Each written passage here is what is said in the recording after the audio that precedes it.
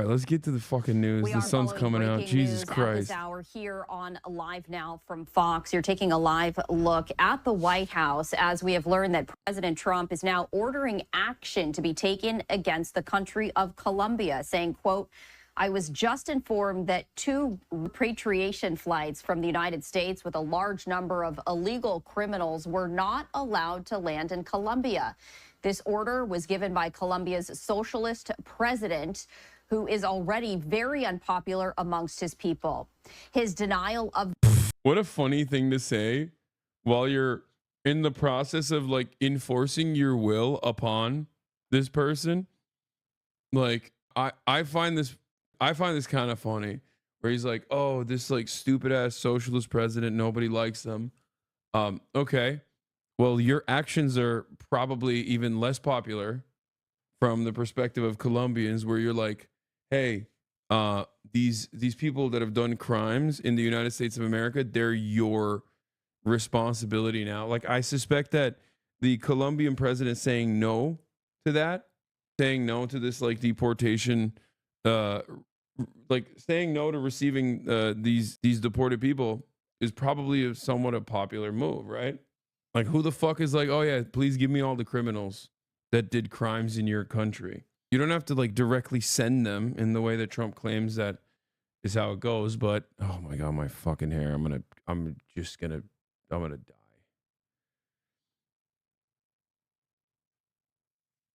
die. So bad. They said no because it was a military plane. Okay. I got you tripping on the hair? No, when I wake up in the mornings, my hair just looks like dog.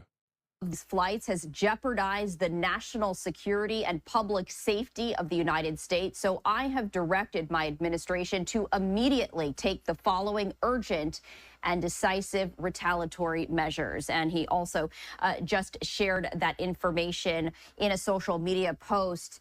Some of those measures include an emergency 25% tariffs on all goods coming into the United States. In 1 week, the 25% tariffs will be raised to 50%. Also issuing a travel ban and immediate visa revocations on the Colombian government officials and all allies and supporters. Visa sanctions on all party members, family members, and supporters of the Colombian government, enhanced customs and border protection inspections of all Colombian nationals and cargo on national security grounds, treasury, banking, and financial sanctions to be fully imposed. President Trump saying, quote, these measures are just the beginning. We will not allow the Colombian government to violate its legal obligations with regard to the acceptance and return of the criminals they forced into the United States. This is a look right here of the social media post that he just issued there on Truth Social. That's on the left-hand side of your screen. On the right-hand side of your screen, that is a social media post by a Fox News journalist, Bill Maluzhin. As we continue to follow this breaking news, as we have learned that President Trump now ordering action to be taken against Colombia after 2 flights from the United States with a large number of illegal criminals were not allowed to land in Colombia. President Trump saying that the order was given by Colombia's president, and his denial of these flights, President Trump writes, quote, has jeopardized the national security and public safety of the United States, and therefore he has ordered his... So stupid Trump is forcing all these countries in the arms of President Xi? No, it's great. I mean, yeah. It's Xi century, baby. I mean, this is why I say it's JD Pandon. Trump is a secret Maoist third worldist. He wants the global south to rise up. He wants the Amerifats to be punished. He wants the Treatlerites to die. Billions must die. JD Pandon, first world genocide. That's it. That's literally his goal, man. Seems he works in mysterious ways you can't comprehend. But think about it.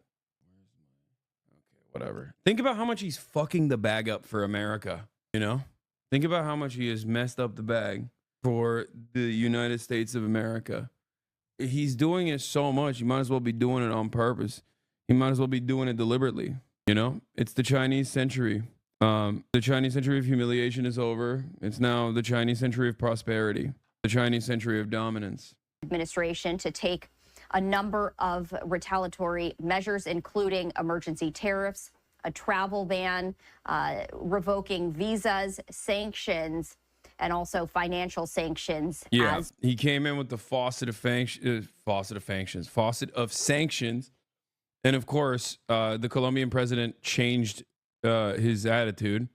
Petro is now offering his own presidential plane to assist with the deportation flights. Untrue. Colombia accepted 475 deportation flights from the United States from 2020 to 2024.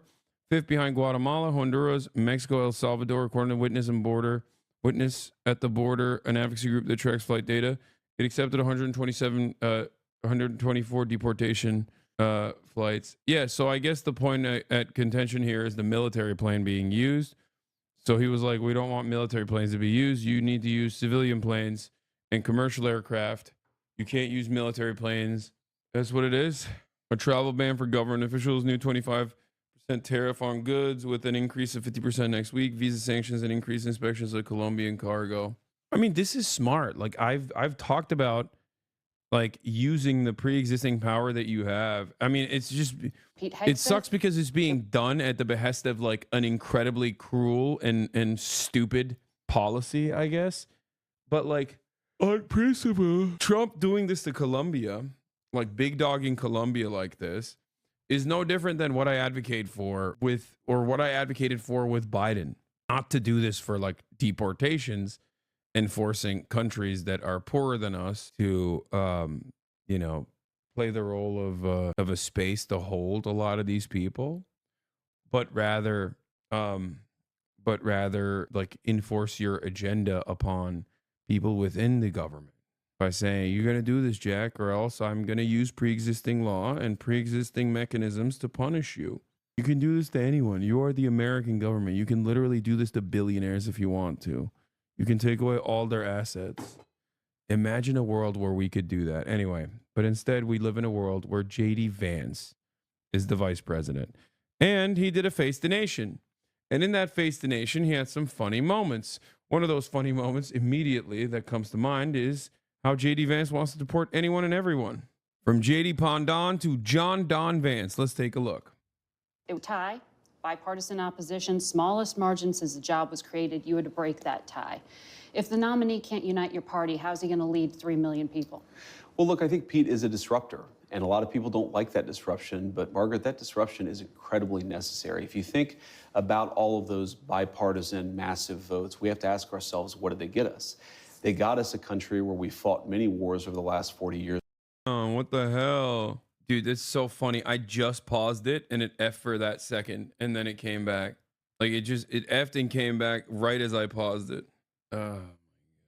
Is your PC GPU or CPU maxing out? I don't think so. I don't know. I don't think so. How can I find that out? Your hair actually looks immaculate. No, it doesn't. It looks like shit. It looks like shit, but it's okay. This is my favorite part of the day, dude. I can't believe I'm turning into freaking Austin, dude. I'm actually, am I old? Am I getting old? I do actually enjoy, like, you know, watching the sunrise on Tokyo. Like, it makes me kind of happy. I think it's sick. There was a point in time where, like, in my life, I would have never cared about that sort of thing at all. Task Manager can just give you a readout. Where does it do it? Where is it, like, utilization? CPU's at 10, memory's at 12%. GPU's at 10%. GPU 0 is at 9%. GPU 1 is at 26%. It's fine. It's not doing anything. Like, this is, it's not any of those things. It's probably my network. It's my internet, I think. You know? Put it on your second monitor, see what happens when you F. I know, it just goes blank. It goes black screen. All right, getting back to this. John Don Vance.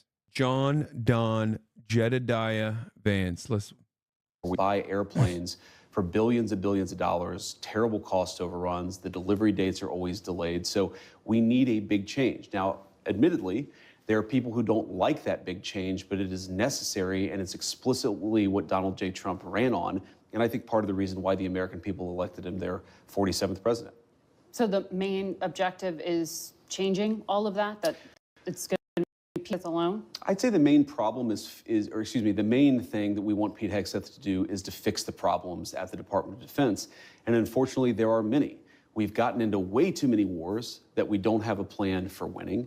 We've gotten into way too many misadventures that we shouldn't have got into in the very first place. And our procurement process, Margaret, is incredibly broken. We're in an era, of course, they're policy decisions, but they're also logistical and implementation decisions. If you look at where we are with the rise of artificial intelligence, with the rise of whenever they say procurement, they're talking about AI and they're talking about drones and they're talking about how in Ukraine and Israel, they're just like testing out the latest and greatest of the technology, like things that you would absolutely consider to be horrifying, right? Like things that you would think, oh my God, that would be the most insane thing if the American government used that. Please, let's not do that. That is what he is specifically talking about when he's like, oh yeah, our procurement strategies are bad. I've listened to too many generals and too many tech guys talk about this issue, quote unquote issue. They are like, why don't we have our own lavender targeting system? That's what they mean. From technology and drone warfare. We have to really, top to bottom, change the way that we fund the procurement of weapons, the way that we arm our troops. This is a major period of disruption, and we think Pete Hegseth is the guy to lead the job. Now, there's another element to this, Margaret, too, which is we believe that military morale, at least until the election of President Trump, was historically low. You had the Army missing recruitment goals by tens of thousands of soldiers, and already recruitment is starting to pick up because Pete Hegseth is fundamentally a warfighter's leader at the Department of Defense. He is a guy who sees not through the perspective of the generals or the bureaucrats. This stuff is so funny, like that the recruitment is low because of gay and woke. Like people just didn't want to join the Army because it's like too gay and too woke. Amazing.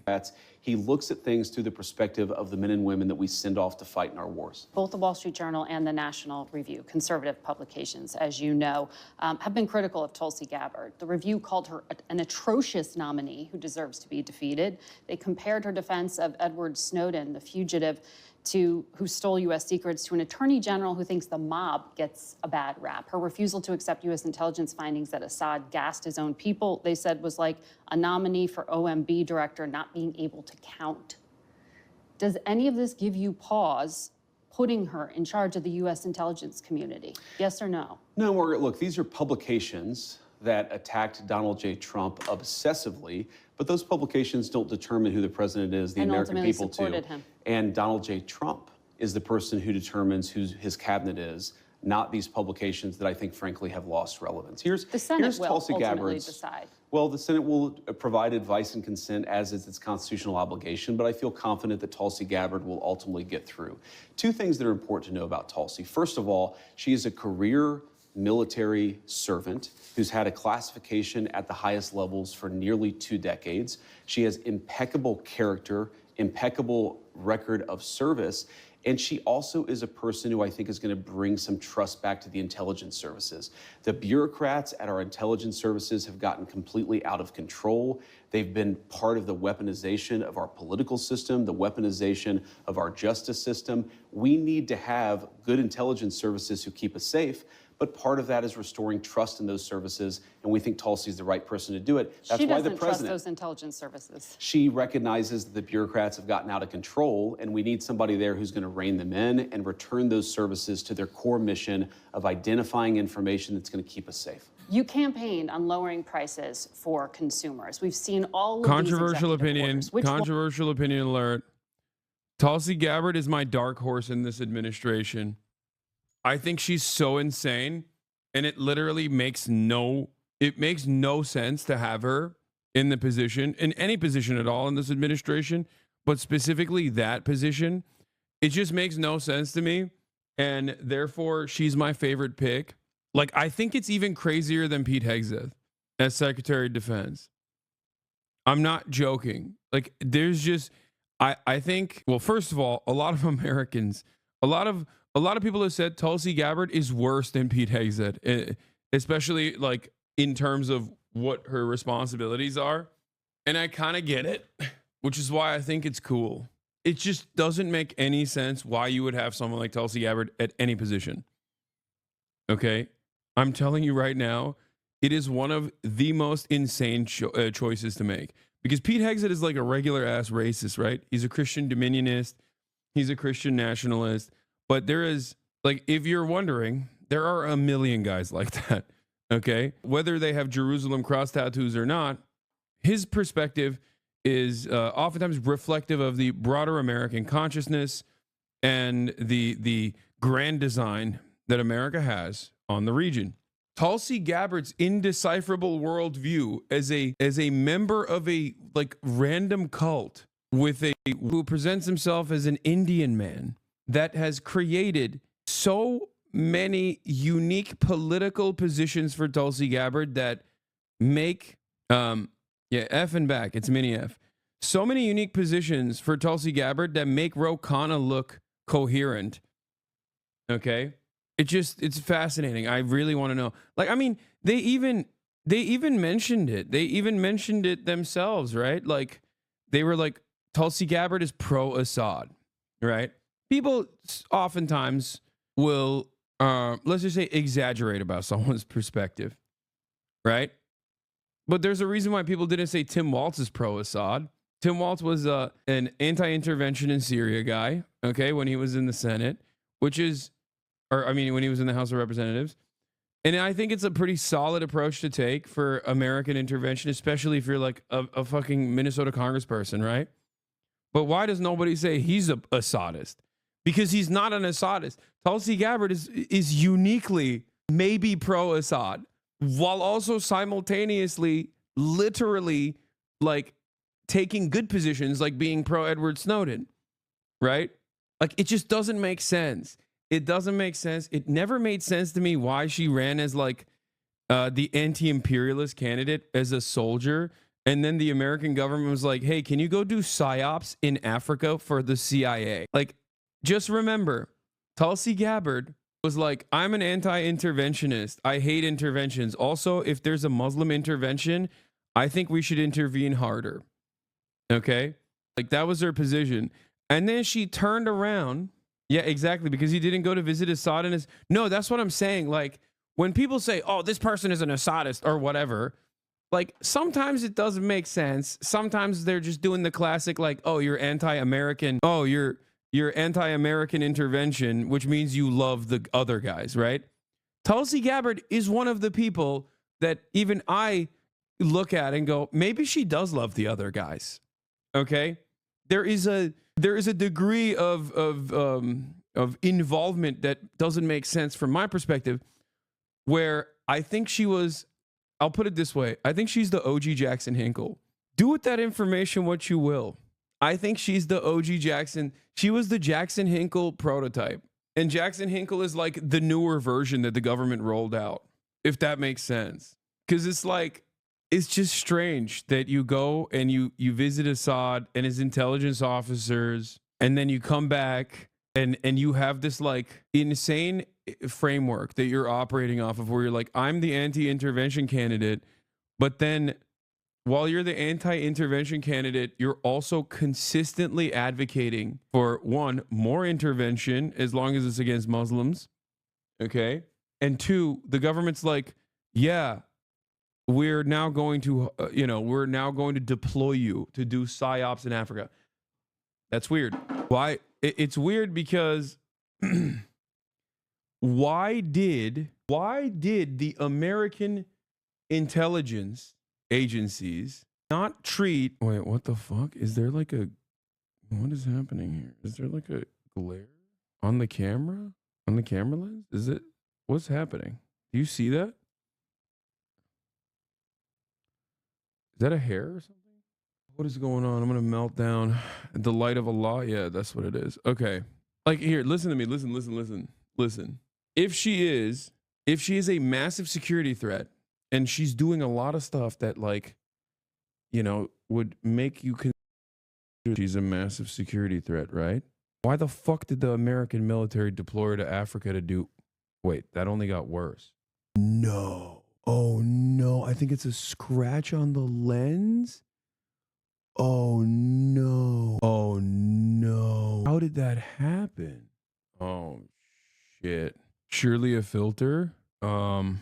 No, you're seeing the sun reflection right here. Do you notice? That's because there's a little, I can see it. I can see a scratch on the lens or a crack. I think we might have finally cooked it. March put a UV filter yesterday. I don't think this is I don't think there's a UV filter on this. No, this is just no, he took it off.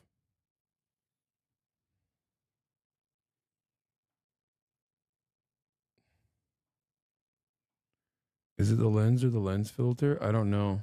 But I think it's because the background is so blown out. That's why you can see it, but it's fine.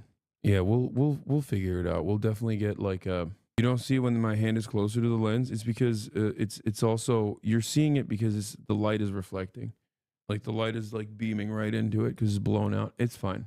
You could see it when it was dark out. Oh, really? We'll fix it. No, it's not the one that Will had at the restaurant. All right, let's get back to the Tulsi Gabbard situation. All right, let's get back to JD Vance. Prices. We have done a lot, and there have been a number of executive orders that have caused already jobs to start coming back into our country, which is a core part of lowering prices. More capital investment, more job creation. What is this? You don't understand how right you are about Tulsi Hinkle? Wait, Jonah Hill sounds like an insecure baby, but Sarah Brady used to date Jessica Hinkle and hangs out with Tulsi Gabbard. Oh my God. Oh my God, I did not know this. Okay. Dude, why do you straight up ignore ally messages on repeat? Have I offended you? Did you know that Turkish has similarities to Korean, Japanese, and Mongolian? Dog, you literally are. I'm not kidding. We were just remember earlier today when I was talking about how like people will just like, do you just not like me, bro? Do you remember how earlier in the day I said one of the most annoying things that people do? One of the most annoying things that people do is just like they'll come in and they'll have like something that they're like you must hear me out. This is of the utmost importance. The situation is dire. You must hear me out. Please stop doing that. Please. It's just like Economy is one of the things.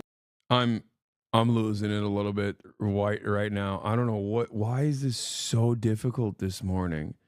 I don't know what's happening. Asma goes live reacting to the same thing since when he become a right-wing content creator. I don't know, when he got 70,000 people watching him watch a JD Vance interview and go, this is based. It's the golden age for Trump. To come down, but it's going to take a little bit of time, right? The president has been president for all of 5 days. I think that in those 5 days, he's accomplished more than Joe Biden did in 4 years. It's been an incredible breakneck pace of activity. We're going to work with Congress. We're, of course, going to have more executive orders, and we're going to try the way that you lower prices is that you encourage more capital investment into our country. And you ask specifically, what executive order is going to help lower prices? All of the stuff that we've done on energy, to explore more energy reserves, to develop more energy resources in the United States of America. One of the main drivers of increased prices under the Biden administration is that we had a massive increase in energy prices. Donald Trump has already taken multiple executive actions that are going to lower energy prices, and I do believe that means consumers are going to see lower prices at the pump and at the grocery store, but it's going to take a little bit of time. Rome wasn't built in a day, and while we've done a whole lot, we can't undo all of the damage of Joe Biden's presidency in 4 days. Well, there are a lot of things that contributed to higher energy prices, and there was record oil and gas production. Yes, Joe Biden did many terrible things to lead to an increase in prices. I agree, Margaret. No, but all the things you experience at the grocery store are what people touch and feel. That's what you were talking about, bacon on the campaign trail. Of course, of course. Those things, when do consumers actually get to touch and feel a difference in their lives? Well, Margaret, how does bacon get to the grocery store? It comes on trucks that are fueled by diesel fuel. If the diesel's way too expensive, the bacon's going to become more expensive. How do we grow the bacon? Our farmers need energy to produce it. So if we lower energy prices, we are going to see lower prices for consumers, and that is what we're trying to fight for. Well, the flurry of executive orders, most of them weren't about the economy. Many of them were, though, Margaret. We had, I think we've taken promise over of tariffs by February 1st. We've taken over 200 executive actions, some executive orders, other executive actions. Again, this is in less than a week, and a lot of them were focused on the economy, bringing investment into our country and lowering energy prices. We've also focused on safety, restoring public safety, ending weaponization of the Department of Justice. We've done a lot. And I think the president is to be commended for actually coming in and doing something with this incredible mandate the American people gave him. He's not sitting in the Oval Office doing nothing. He's doing the American people's business, and I think they're going to see a lot of good effects from it. Well, a lot of these announcements have yet to take effect. Sure. The president did say he wants to do something with an executive order in relation to federal emergency response. He said he may reform or eliminate FEMA. Instead of sending emergency responders, he may start to send a percentage of money to states to take care of themselves. But, you know, FEMA has specialized expertise that some of these states just don't have in their arsenal. And I wish how that they... will states who are lower income states, the Mississippis, the Kentuckys, the Alabamas, be able to do this for themselves without federal help? Well, the president, to be clear, is not saying we're going to leave anybody behind. He's saying that in the way that we administer these resources, some of which is coming from the federal level. Good morning. Would you like to go to breakfast? Austin, you know I just texted the group chat, and you know my answer is, as always, no. Okay? The answer is no. J.D. Vance continues to be popular with the Republican Party. I think he easily wins the nomination. I don't see any Democratic opposition beating him. That's wild. I mean, you're not wrong, though. And it's not due to J.D. Vance. It's not due to J.D. Vance's like unique level of charisma or anything like that, because he does not have that, obviously. And everything to do with the fact that the Democratic Party is completely incompetent. Well, don't say I didn't ask. No, you ask. I never said you don't ask. You definitely do ask. Why do right-wing commentators often get more views than leftist commentators? I think there's just more interest for it. I don't know. Right-wing commentary oftentimes is corresponding to a lot of people's preconceived biases, and it's never about like taking a deep breath, closing your eyes, imagining a better future. It's easier to consume. I think people take for granted how much I try to make this content palatable. Like, I think left-wing commentary is at its heart. Left-wing commentary, I think at its heart, is like kind of boring and lectury and annoying, you know? Right-wing commentary is just like looking at things that most people take for granted and saying it's correct, and that anyone who tells you that it's incorrect is wrong and gay. There's no need for nuance. There's no need for contextualization. There's nothing. You could just like look at the situation and say, based. Egg prices are going to go down. That's based, right? It's common sense. It's common sense. Once we eliminate the transgenders, then the egg prices are going to go down. There's no through line there. There's no logic there, but it makes people feel comfortable and good. Left-wing commentary, on the other hand, is like everything is falling apart. The world is ending. American capitalism has destroyed the planet, and we are only now starting to recognize the most devastating aspects of unlimited, unrestricted, permanent profit seeking by corporations. And also, on its face, aside from the depressing nature of having a left perspective on issues, I think it's just like kind of boring to do a college lecture all the time, you know? I try to do my very best to make it as as appealing as possible. I try to make it as palatable as possible, but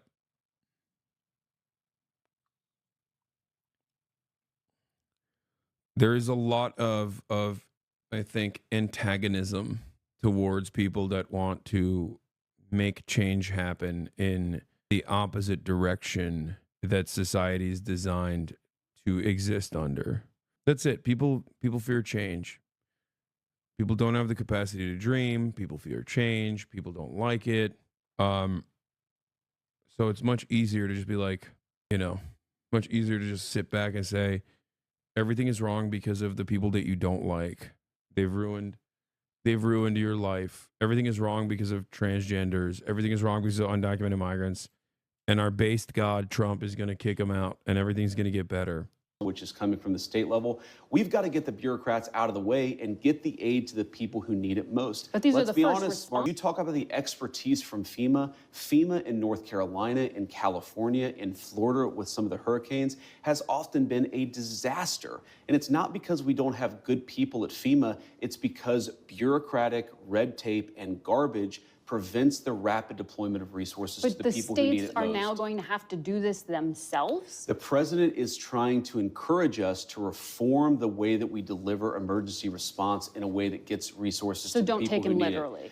No, is what you're saying. we should take the president at his word that FEMA needs desperate reform, because it does. Margaret, when I went to North Carolina as VP-elect, but before we were sworn in, people would talk about how FEMA would get resources, food, medicine, water, to a warehouse, but then would have no plan to get it from the warehouse to the people in the mountains who were literally starving and thirsting to death.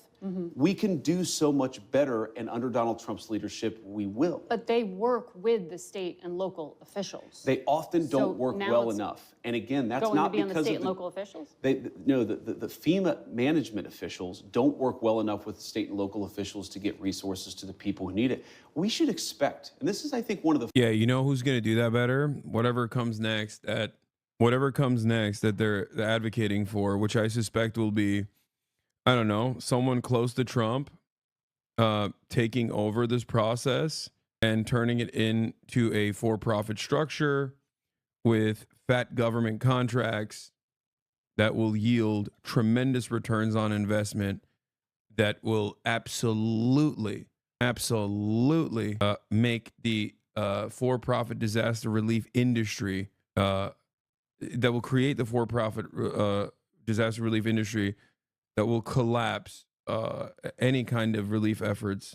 FEMA creates a level of centralization that is an absolute necessity. Taking away all of the funds, all the existing funds, and turning them into subsidies for private enterprise is incredibly alarming. And you know that bureaucracy only happens at the federal level, not at the state level. And it's not even bureaucracy. Like, bureaucracy is the thing that these guys point to, is like inefficient across the board, right? Like that's what's annoying about it. Like they're like, oh, FEMA's too inefficient, and it's like, disaster relief and recovery is always an arduous process. There are gonna be issues no matter what. Like, making that process more efficient is great, but these guys are not interested in that. Also, corporations have bureaucracy as well. These guys are simply interested in privatizing FEMA and taking the billions of dollars of taxpayer funds that go directly to FEMA and giving it to a friendly, wealthy person. A friendly, wealthy person that will turn FEMA into a for-profit structure. fundamental premises. How can any conservative state governor be in favor of defunding FEMA? They're literally going to be chopping block the moment their state has a natural disaster.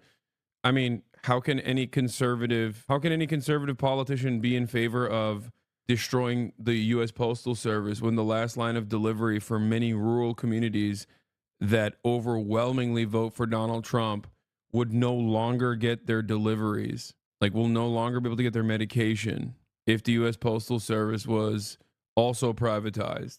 People don't care, partially because they're stupid and partially because they are seeking out short-term profits. It's the same concept. Like, people don't understand that the U.S. Postal Service is not supposed to be a for-profit institution. It's supposed to be a service. It's supposed to be a service that the government offers by need. Okay? And that's precisely the reason why they are the last line of delivery for many communities that UPS doesn't go to, many communities that FedEx doesn't go to. The reason why they don't go there is because it's expensive. You can't yield profits from a lot of faraway places. Yeah. Wouldn't the USPS fall under essential services? I mean, what do you think FEMA is? Like, FEMA also provides an incredibly important service, especially important because of climate change, ironically enough. Of President Trump's leadership, the American people should expect more of their government. When there's a terrible disaster, they should expect food, medicine, and water to get to the people who need it. When there's a terrible fire in California, the fire hydrants ought to actually turn on. I am sick of the American people having such low expectations for their government. They should demand more of us because this is the greatest country in the world, and that's what Donald Trump's leadership promises to bring back. So still count on the federal government, but watch that space. Let me ask you about another area that you campaigned on quite a lot, and there was a flurry of activity on, and that has to do with immigration. Sure. The U.S. Conference of Catholic Bishops this week condemned some of the executive orders signed by President Trump, specifically those allowing immigration and customs enforcement to enter churches and to enter schools. Do you personally support the idea of conducting a raid or enforcement action in a church service, at a school? Well, let me address this. Of course, if you have a person who is convicted of a violent crime, whether they're an illegal immigrant or a non-illegal immigrant, you have to go and get that person to protect the public safety. That's not unique to immigration. But let me just address this particular issue, Margaret, because as a practicing Catholic, I was actually heartbroken by that statement. And I think that the U.S. Conference of Catholic. Yeah, let me guess. He's heartbroken because, like, undocumented migrants are not children of God and therefore have no place inside of churches to begin with. So if they're actually desecrating churches with their presence, then they must be violently removed. And that is the godly way to approach the situation. As a Catholic adult convert, I think the godly thing to do is not love thy neighbor and practice empathy and understand that they too are children of God, but instead to treat them as hostile beings and kill them. Do not commit the sin of empathy. Yeah. It is a virtue to be evil. It is a virtue to do harm to others, no matter how marginalized, no matter how poor, no matter how tired, and no matter how vulnerable they are. Okay? Yeah, love thy neighbor. How about kill thy neighbor if he's Mexican? That's what God taught me.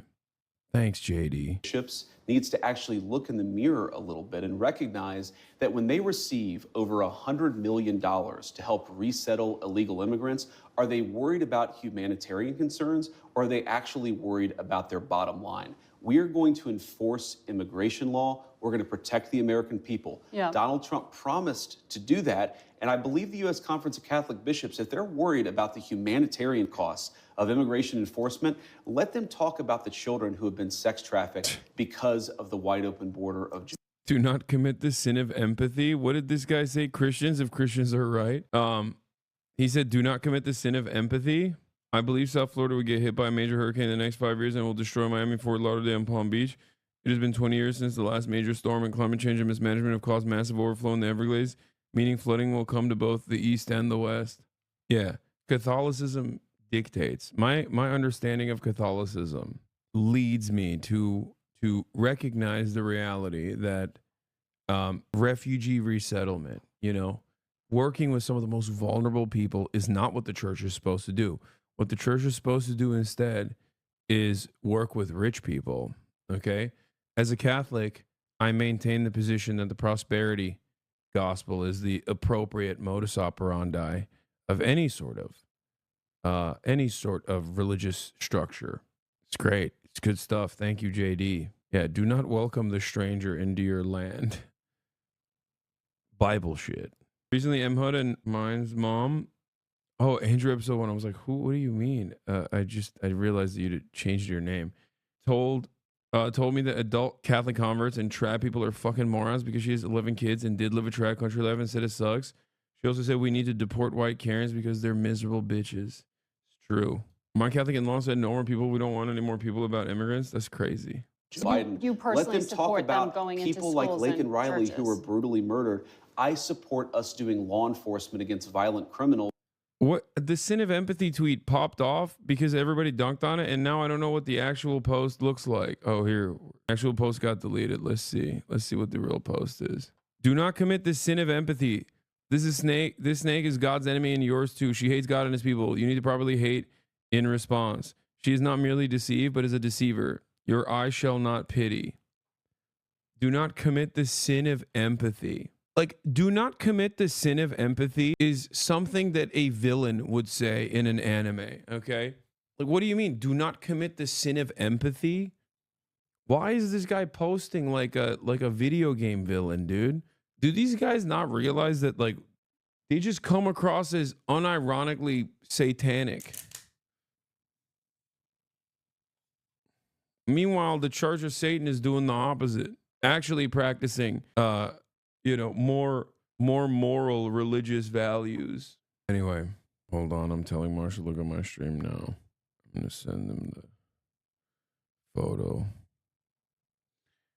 Also, he means sympathy, not empathy. Whether they're illegal immigrants or anybody else, in a way that keeps us safe. Let me ask this question, Margaret. Let's separate the immigration issue. If you had a violent murderer in a school, Of course I want law enforcement to go and get that person out. Of course. So what's the point of the question? You changed the regulation this week. That's the point of the question. Exactly. Giving the authority to go into churches and go into schools. We empowered law enforcement to enforce the law everywhere to protect Americans. Effect, a chilling effect, arguably, to people to not send their kids to school. Yeah. Famously, the violent murderers in school are the undocumented migrants and not like the mentally ill American children that can easily pick up their dad or mom's weapon and do a school shooting.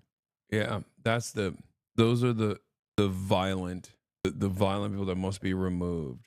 Anyway, good stuff. Thank you, JD. Killing it. I hope it has a chilling effect on churches, illegal immigrants coming into our country. You think the U.S. Conference of Catholic Bishops are actively hiding criminals from I think the U.S. Conference of Catholic Bishops has frankly not been a good partner in common sense immigration enforcement that the American people voted for. And I hope, again, as a devout Catholic, that they'll do better. There are 5 legal challenges already to one of the other immigration actions, the order on birthright citizenship. A federal judge appointed by Ronald Reagan, I think you'd agree, has some conservative credentials, Sure. paused the order to end birthright citizenship, calling it blatantly unconstitutional. How do you reconcile this challenge to the 14th Amendment to the Constitution? So I obviously disagree with that judge, and these things, some of them will be litigated. That's the nature of our constitutional system. But here's the basic idea of President Trump's view on this. If you are a lawful permanent resident or a legal immigrant who plans to stay, your children, of course, should become American citizens. But let's say you're the child of an ambassador. You don't become... But that's not part of it. Well, that is already a carve-out having an to deal important with kids of principle. diplomats. But we're saying that that carve-out should apply to anybody who doesn't plan to stay here. If you come here on vacation and you have a baby in an American hospital, that baby doesn't become an American citizen. If you're an illegal alien... He's like, the Constitution is but a piece of paper, okay? Who cares? Which is, I mean, I agree. It's just that conservatives only use that mentality for the worst policies you've ever seen. Incredibly frustrating stuff. Like never a new interpretation for the Second Amendment, operating on the false interpretation of the Second Amendment, only offering new interpretations or just outright offensive unconstitutional policies when it comes down to, you know, undermining some of the most positive aspects of the American government. Just ridiculous. And come here temporarily, hopefully, your child does not become an American citizen. I'm going to look at the Colombian president in a second. Hold on. On American soil. It's a very basic principle in American immigration law that if you want to become an American citizen and you've done it the right way, and the American people and their collective wisdom have welcomed you into our national community, then you become a citizen. But temporary residents, people who come in here, whether legally or illegally, and don't plan to stay, their children shouldn't become American citizens. I don't know any country that does that or why we would be different. Oh, well, this is a country founded by immigrants. Well, this is a country founded by... country. This is a very unique country, and it was founded by some immigrants and some settlers, but just because we were founded by immigrants doesn't mean that 240 years later that we have to have the dumbest immigration policy in the world. No country says that temporary visitors, their children, will be given complete access to the benefits and blessings of American citizenship. America should actually look out for the interests of our citizens first, and that means, again, if you're here permanently and lawfully, your kid becomes an American citizen. If you're not here permanently, if you're not subject to the jurisdiction of the United States and don't plan to be, why would we make those people's children American citizens permanently? I want to ask you about refugee admissions, which were just suspended by the president. That has nothing to do with the U.S. border. Refugee screening takes 18 to 24 months to go through. They are heavily vetted. Left literally at the airport this week were thousands of Afghans, some of whom had worked with the United States government and were promised to come here. When you talked to us in August, you said, I don't think we should abandon anybody who's been properly vetted and helped us. Do you stand by that? Well, Margaret, I don't agree that all these immigrants or all these refugees have been properly vetted. In fact, we know that there are cases of people who allegedly were properly vetted and then were literally planning terrorist attacks on our country. That happened during the campaign, if you may remember. So clearly not all of these foreign nationals have been properly vetted. But there are 30,000 people in the pipeline Afghan refugees. But my primary Do you stand by concern it? as the vice president, Margaret, is to look after the American people. And now that So we no. know that we have vetting problems with a lot of these refugee programs, we absolutely cannot unleash thousands of unvetted people into our country. These It's people are not vetted. good. These people are vetted. Just like the guy who planned a terrorist attack in Oklahoma a few months ago, he was allegedly properly vetted. And many people in the media and the Democratic Party said that he was properly vetted. Clearly, he wasn't. I don't want my children to share a neighborhood with people who are not properly vetted. And because I don't want it for my kids, I'm not going to force any other. Yeah. Good stuff. Just straight up. In a country where the overwhelming majority of domestic terror incidents occur in the hands of American citizens with political opinions that oftentimes resemble, reflect, if not completely mirror the likes of J.D. Vance, far-right anti-government extremists, white nationalists, white supremacists. J.D. Vance tries to make it seem as though refugees that go through a 2-year process of thorough vetting that have oftentimes played a formative role in American military operations are actually the real terrorists. That's crazy. It doesn't matter. It's just complete falsehood. It's completely ridiculous. Oftentimes I explain racism as a puzzle piece. In order to solve a puzzle, right, you have to put pieces together. And there's always this one piece that's missing from the puzzle, and racists will just slam on racism as that puzzle piece. They'll just be like, yeah, the real secret sauce is just racism. Yeah, nobody wants violence. Nobody wants terror, obviously. Why would anybody want that? That's the most insane concept ever, right? Wait, what? It's not effing for me. Did it actually F? I'm confused. Anyway, regardless, nobody wants terrorism. Nobody wants violence to occur on U.S. soil. So Republicans would look to that situation and say, yeah, well, the violence and the terror and the issues that are happening in America are happening because of what? Well, because of, don't look at the data, because of Muslims and refugees. Okay? That's what it is. I promise. Please don't look at the data. Please don't recognize what you see in front of your eyes. And for many people, they don't actually recognize it, because when a neo-Nazi white dude does an act of terror, people just see it as a lone wolf. People just see it as a little guy who's crazy. But when a Muslim person does the same, they're like, oh, all Muslims are this way. This one just simply could not hold back his violent desires. Stop generalizing all Republicans based on unfactual information.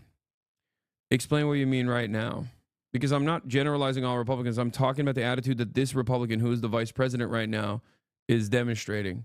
One that every Republican voted for, by the way. The fundamental principle behind mass deportation advocacy comes from a falsehood. The notion that undocumented migrants are coming from all around the world, from different backgrounds, different demographics, doesn't matter, different creeds, different ethnicities, but they all have one mind, and that is to do crime in the United States of America, and therefore must be violently apprehended and deported from this country. Okay? Do you or do you not agree with that? Do you think that there is, one, a massive issue with undocumented migrant crime? Do you think that undocumented migrants are responsible for a shit ton of crimes? Let's start there, Garrett. Yes. Okay. So you do agree. I love that this guy was like, dude, what? Stop generalizing Republicans. And then illegally entering the country is a crime. Yeah, so is jaywalking, dumbass. Should I kill you if I catch you walking? Should I put you in a detention facility? You know?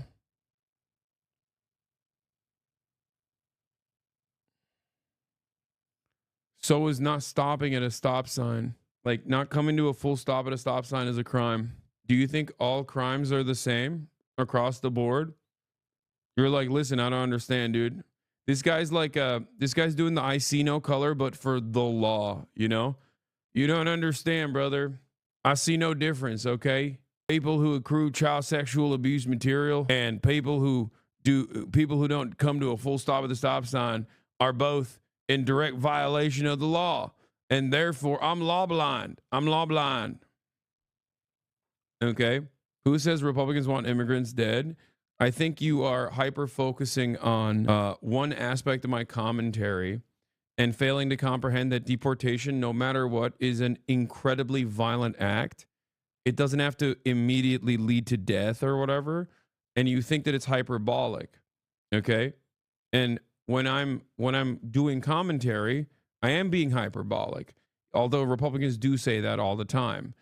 Having said that, however, if you recognize, as I do, the reality that crossing a border to come and earn a living in the United States of America is not a severe crime, right?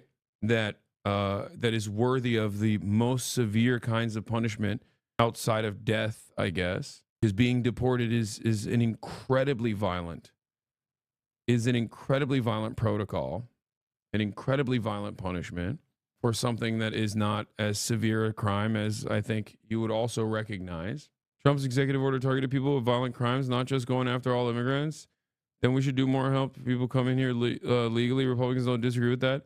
That's so funny that you're literally watching the vice president talk about not just like legal immigrants that they are denying their actual day in court, but even refugees that have already gone through the vetting process, like a thorough vetting process. And you're like, no, you don't understand. We just got to make it easier. Like, what are you talking about? This is a person currently advocating to not ease that process, but to make it impossible. The process is already incredibly difficult, incredibly arduous, incredibly complicated. And he is saying, cut it out. No more of that at all. He also just said, no more birthright citizenship. Like, do Republicans not hear words that are coming out of the mouths of their favorite politicians, the politicians that they voted for? Do they just not understand that words have meaning, that policy has consequences? It's very interesting. It's a very interesting phenomenon. I genuinely don't get it. Or do they think we're just as stupid, and that if they just consistently maintain this position that like all of the things that you're hearing from this administration are actually not bad, but good and serve a higher purpose that you simply cannot comprehend, while simultaneously feeling this deep shame that you're advocating for ultimately very violent things, right? The reality will be different. Very strange behavior. Like, that doesn't make sense. I think that there's a lot more honesty for a Republican who says, yeah, man, I don't fuck with them. I think they're scary. I think they're barbaric. And, my culture is superior to theirs. My race is superior to theirs, right? Like, I think that is the underlying worldview at play here. That's the underlying worldview of white nativist policies in general. That is an infinitely more honest approach to the subject matter than to sit there and be like, no, you don't understand. Like, we want what's best for migrants. And that's the reason why we have to literally violently apprehend them on the streets in their homes and put them into detention facilities and then, ship them out of the country immediately. That's what's good for them. Okay? We also simultaneously must no longer allow birthright citizenship, something that has been constitutionally protected, enshrined in the law, the Constitution that we care so much about. You don't understand. It's better for them. You can't have a civilization on other people's children. We must protect the future. We must protect and secure a future existence for white children. This is just a normal approach. You don't understand. That's not racist to say. I'm just a little guy. I'm just a little guy who's fucking emulating Jared Taylor. I'm just a little guy saying 14 words in succession. I mean, it's just 14 words, one behind the next. What's the problem? I'm just a little guy. I wasn't Sig Heiling. Come on. You're crazy. I just, I have an autistic hyperfixation, and sometimes my body just moves in that way. I'm just a little guy. It's so indecent to just like constantly advocate for obviously bad policies that are genuinely harmful to millions of people, policies that stem from a complete falsehood. The notion that undocumented migrants are responsible for a massive amount of the crime that Americans experience. And then turn around and act like this is actually just a good thing, and that like you should appreciate it, and you shouldn't be so mean to those who advocate for this kind of stuff. I'm not here to be an apologist for everything a politician says. My point was it's harmful for you to generalize all Republicans' viewpoints. It's just us versus them ideology. No, dude. You see, the difference is I have empathy for all people, including Republicans. So even though a Republican might be a scared little moron who is terrified of their own shadow and thinks that like cities are making, I don't know, the children gay, and also there's crime happening at any moment in a city, and that undocumented migrants are actually coming in to murder every white American or whatever. Okay, I still believe that they deserve health care, and I still believe that they should get free health care and also better education overall. Because if you address those two issues and also offer permanent shelter, they're going to be a little bit better educated and less susceptible to this kind of right-wing framing on issues. Okay? That's the difference. I recognize that, you know, most Republicans, you know, lumpen proles or reactionaries in general of varying different backgrounds that are all a part of the same working class have the same exact class interests. And I want conditions overall, regardless. He has Asperger's. He's incapable of understanding how to correctly convey emotions. He thought that throwing his heart out to the crowd would convey that he's appreciative. Elon did not roam and salute. That's so funny. I watch you for years, for time to time, and Zach for a long time. You know what? I don't know why, but I'm starting to shift in your way of seeing the world. Like I loved Elon, Zach, etc. Now I'm, I don't know, thinking they're frauds, too right, etc. So I'm getting normal. Yeah, I think you're recognizing certain things. Better late than never, you know? It's so funny to say I'm not here to apologize. I'm not here to be an apologist and then be like, a day after Elon Musk gave a speech, 2 days after Elon Musk did Holocaust jokes, and then a day after Elon Musk gave a speech at the AfD, you know, neo-Nazi party of Germany's rally, telling the German population not to feel guilty about the Holocaust. This guy still is like, you don't understand. He's just a little guy. He's just a neurodivergent minor, you know? Simultaneously, the wealthiest man on the planet, okay? And supposedly this man that is brilliant, but also a little guy. Just a little guy that's dumb as hell and just autistically did the Sig Heil. American citizens' kids to do that either. No, and that was a very particular case. It wasn't clear if he was radicalized when he got here or while he was living here. I don't really care, Margaret. I don't want that person in my country, and I think most Americans agree with me. 2 weeks. Yeah.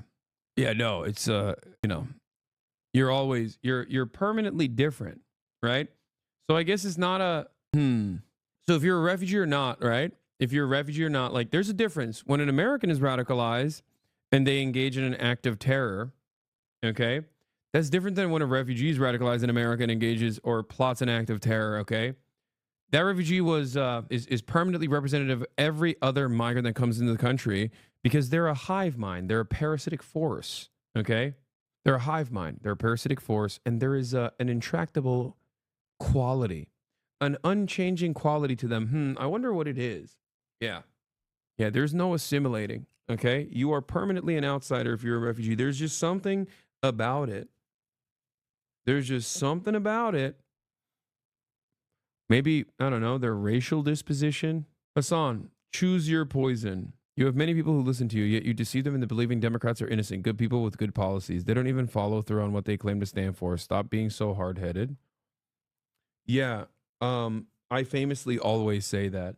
Yeah, that sounds a lot like me, man. You seem to have watched me quite a bit. Sarcastic, by the way. I don't know if you can pick up on context clues or not, but that's funny that you...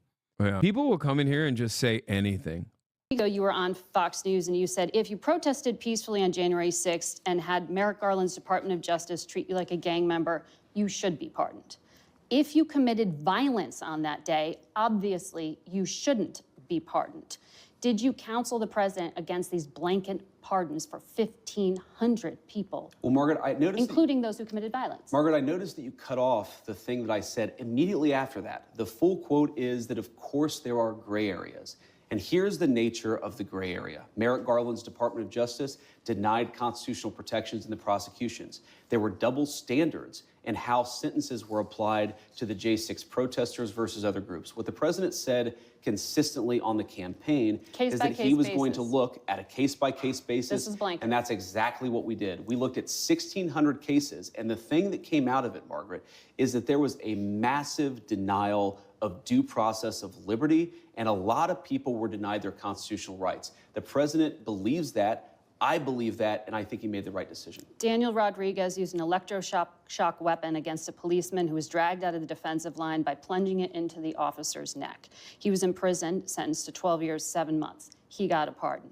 Ronald Maccabee hit a cop while wearing reinforced brass knuckle gloves, and he held one down on the ground as other rioters assailed the officer for over 20 seconds, causing a concussion.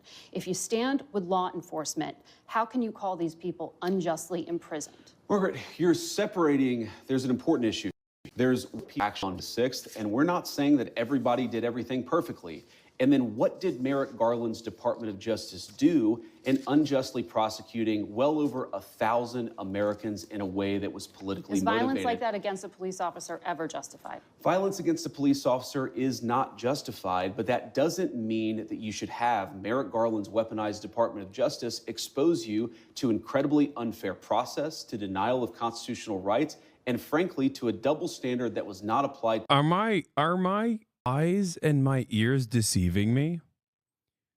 Is JD Vance saying violence against law enforcement officers is never justified? But interesting, crazy. But some of these dudes deserve it. You know, some of these dudes, some of these cops need to get their shit pushed in. Okay. J Cab Vance, yeah, A Cab baby. Yeah, there's a little bit of nuance here. You're so stupid. There's nuance to beating on the cop, and you just simply can't understand. Okay, there's had more funding for public defenders and had their rights recognized in a way most don't. Did you know JD Vance is the VP? No, I'm just now finding out. No, I'm just now finding out that he's the vice president. Still shocked about it though. Audio's clipping. What's happening? Is it messing up again? Stuttering? Hold on. I think I'm gonna have to fix this real quick. January 6th is a dead political talking point. Give us some airtime for Democratic wine moms, but I don't think it should be any main point to make. People want to vote for the Democratic Party. It's not, but it'll never not be funny to watch the incoming Republican administration's vice president openly state on television that, yes, I think that restart OBS, maybe restart PC, we wait. Yeah, dude, sounds like a good idea. Thanks for the suggestion, man. It's really annoying. Yes, it is. It's impossible not to find this unimaginably annoying. If any Democrat, can you imagine if a member of the squad was like, yeah, some cop beaters deserve freedom? Like, that would get played in perpetuity. It would be over. Your political career and your aspirations would be done. Okay? That's it. You're done. It would be on Fox News all the time. Literally nonstop. Nonstop. It's so frustrating. It does piss me off. I'm not gonna lie. The bandwidth that Republicans have to say whatever the frick they want, and the obvious hypocrisy of it all, is very frustrating. I don't like it. It makes me mad. It annoys me. You understand? They just can't get away with whatever they want. No repercussions. They can say whatever they want. They can get away with whatever they want. No repercussions whatsoever. And I say this as someone who despises the Democratic Party for their ineptitude, their incompetence, the way they operate, how awful they are. Like, it's still obvious that Republicans just like can say whatever they want, and it's okay. He's literally advocating for dudes who beat cops. like a goddamn prison abolitionist.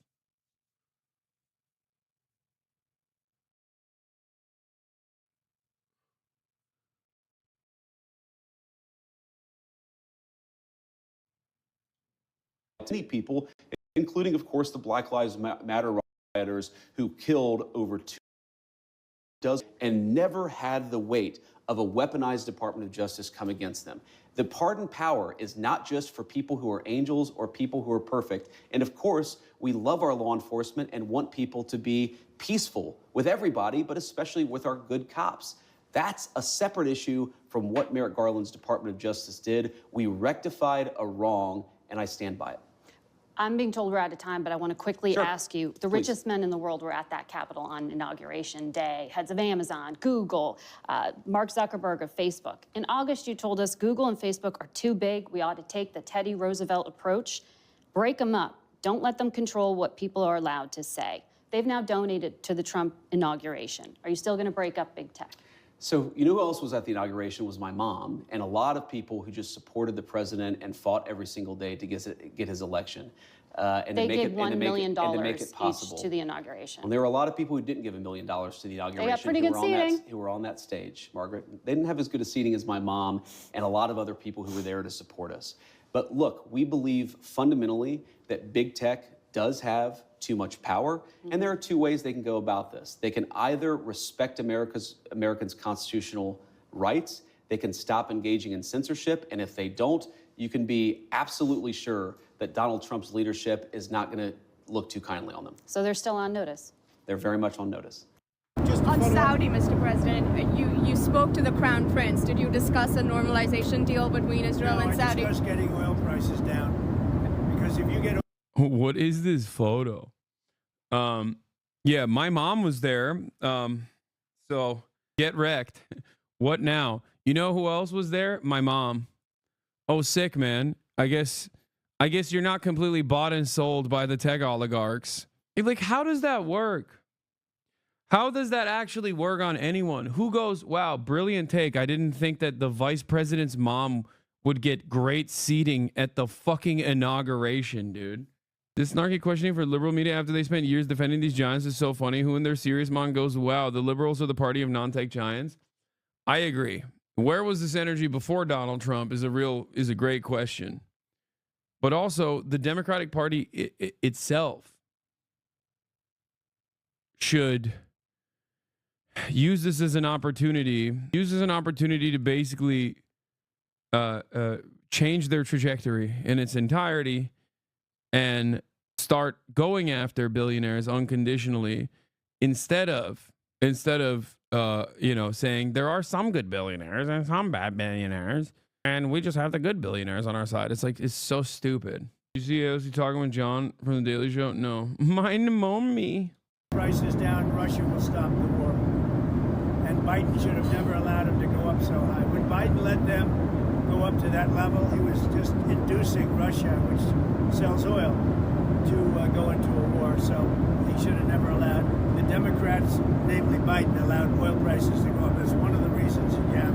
How do you bring Did them he down? agree? Bring the prices down. You're talking about increasing Drill, production. baby, drill. Yeah. Can you tell us about your call with the King of Very Jordan? well. I've gotten along with over the years. You know, million Palestinians, and he does it in a very humane way. And I compliment him on that. But Jordan's done an amazing job of housing largely Palestinians. And Dude, what the heck, dude? Oh my god. It's back. Hold on. I'm gonna do some fixes, don't worry. Eventually. I'm gonna do some fixes. For the time being, we're just gotta live with it. No, it's not Tokyo internet. I think it's on my end. I'm like, it's gonna be fine. I'm gonna fix everything. in a very successful. So what was the subject of discussion? Was it Pretty much that. I'm looking at the whole Gaza Strip right now, and it's a mess. It's a real so mess. you'd like Jordan to house people from I'd like Gaza? him to take people. I'd like Egypt to take people. I'm talking to General El-Sisi tomorrow sometime, I believe. And I'd like Egypt to take people, and I'd like Jordan to take people. You're talking about probably 1.5 million people, and we just clean out that whole thing. It's Yeah, just clean it out, ethnically. Like the ethnic Palestinians, they just cleaning them out. Just clean it out, dude. I don't understand. Come on. Breaking. Trump wants Arab nations to help just clean out Gaza's population. In remarks reported by Reuters and AP, Trump proposed relocating Palestinians from Gaza to neighboring Arab countries, describing the enclave as literally a demolition site. Almost everything is demolished and people are dying there. Speaking aboard Air Force One, Trump said he told Jordan's King Abdullah, "I'd love you to take on more because I'm looking at the whole Gaza Strip right now and it's a mess, a real mess. I'd like him to take out people. I'd like Egypt to take people," Trump added. "You're talking about probably 1.5 million people. We just clean out the whole thing and say, it's over." He said the area encompassing Gaza has had many conflicts over centuries and suggested that relocation could be temporary or long-term. "So I'd rather get involved with some Arab nations and build housing in a different location where they can maybe live in peace for a change." Trump also plans to discuss the issue with Egypt's President Sisi on Sunday. Egypt's Ministry of Foreign Affairs has responded to Trump's remarks, calling on Egypt and Jordan to help ethnically cleanse the Gaza of Palestinians. The statement expresses Egypt's continued support for the steadfastness of the Palestinian people on their land and their adherence to the legitimate rights on their land and their homeland, and to the principles of international law and international humanitarian law. It also stresses the rejection of any infringement of these inalienable rights, whether through settlement or annexation of land, or by evacuating that land of its owners through displacement, or encouraging the transfer or uprooting of Palestinians from their lands, whether temporary or in the long term, in a way that threatens the stability and portends future extension of the conflict in the region and undermines the chances of peace and coexistence among its peoples. Yeah.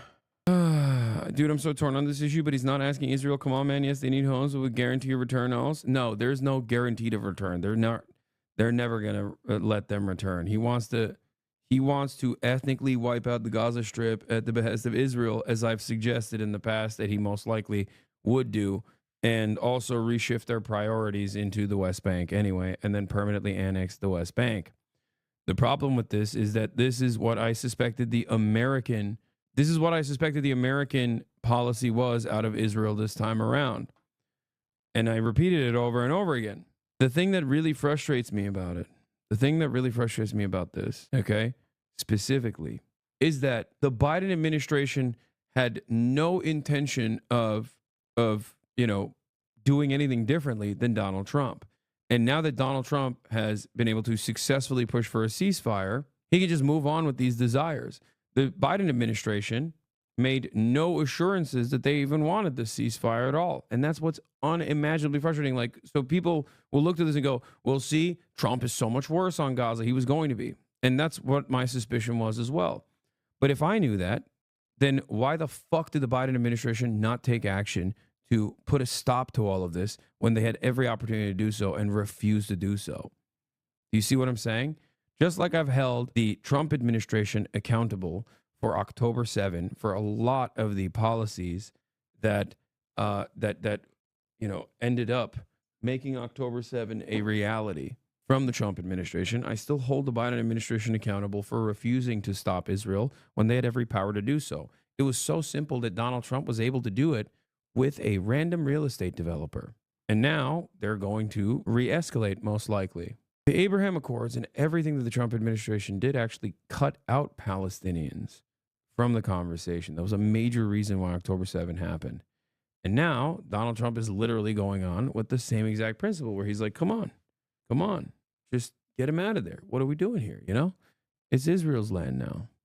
So I said, absolutely no one has the interests of Palestinians in mind in American government. It's just the truth.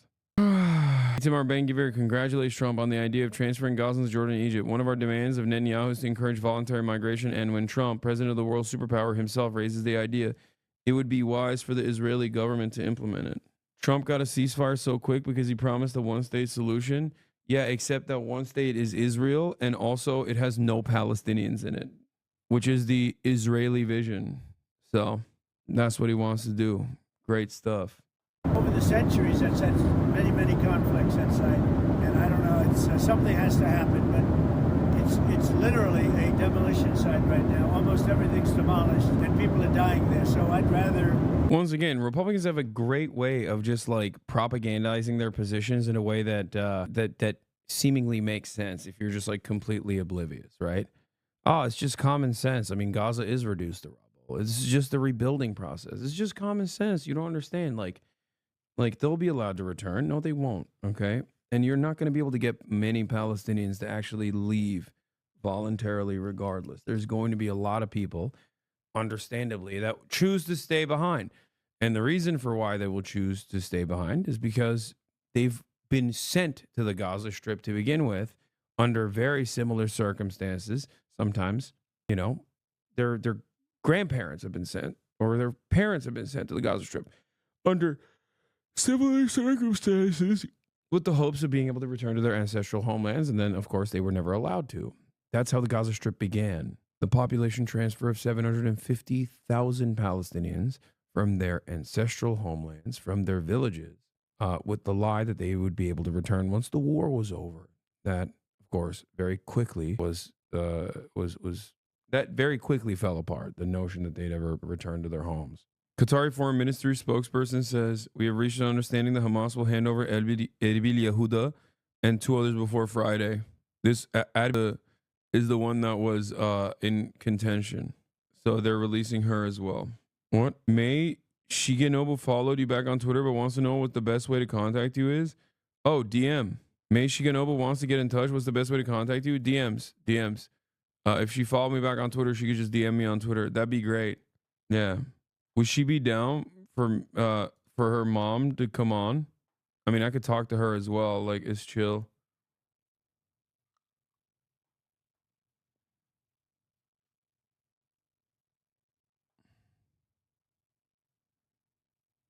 My friend is bragging about cooking for Kanye West last night. How do I tell him it's not the flex he thinks it is? Japan really is the best place for Ye at this time. Yeah. Art Golden Guy, only 2 days left. Wait, what? 10-floor immersive art experience in Golden Guy. Whoa. Step into the Art Golden Guy portal where Tokyo's rich artistic heritage intertwines with its cutting-edge digital future. Art Golden Guy spans 20 days across 10 captivating stories, each a tribute to Japan's diverse subcultures from neon glow cyberpunk to the timeless charm of the traditional village.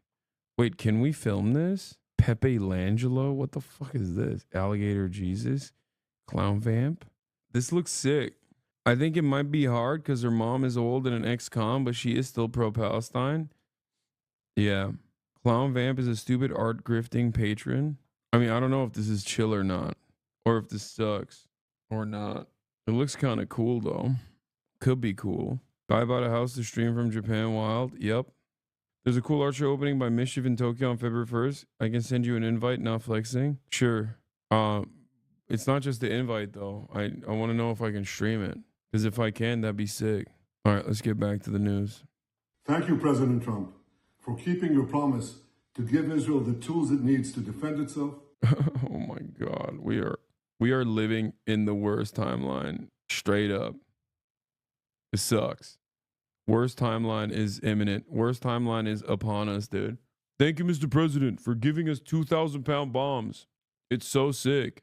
We will certainly use this for good reasons, of course, as 2,000-pound bombs are used. Thank you. We would like to kill more babies, and you have now given us more weapons to kill more babies. Elent News, Lebanon ceasefire. White House statement on agreed extension between Lebanon and Israel. The arrangement between Lebanon and Israel, monitored by the United States, will continue to be in effect until February 18th. The government of Lebanon, the government of Israel, and the government of the United States will also begin negotiations for the return of Lebanese prisoners captured after October 7th, 2023. To confront our common enemies and to secure a future of peace and prosperity. On Saturday, handed over 4 female Israeli. Israel's Ministerial Committee for Legislation approved on Sunday the advancement of a bill that would make it easier for Jews to purchase land in the West Bank. Thank God. Thank God, dude. It wasn't easy enough already. Thank God. You're going to see a lot more protests at synagogues and shit in the United States of America, and people are going to say it's for anti-Semitism. Meanwhile, all of these Jewish community centers and synagogues will be shamelessly selling real estate in the West Bank to, Americans.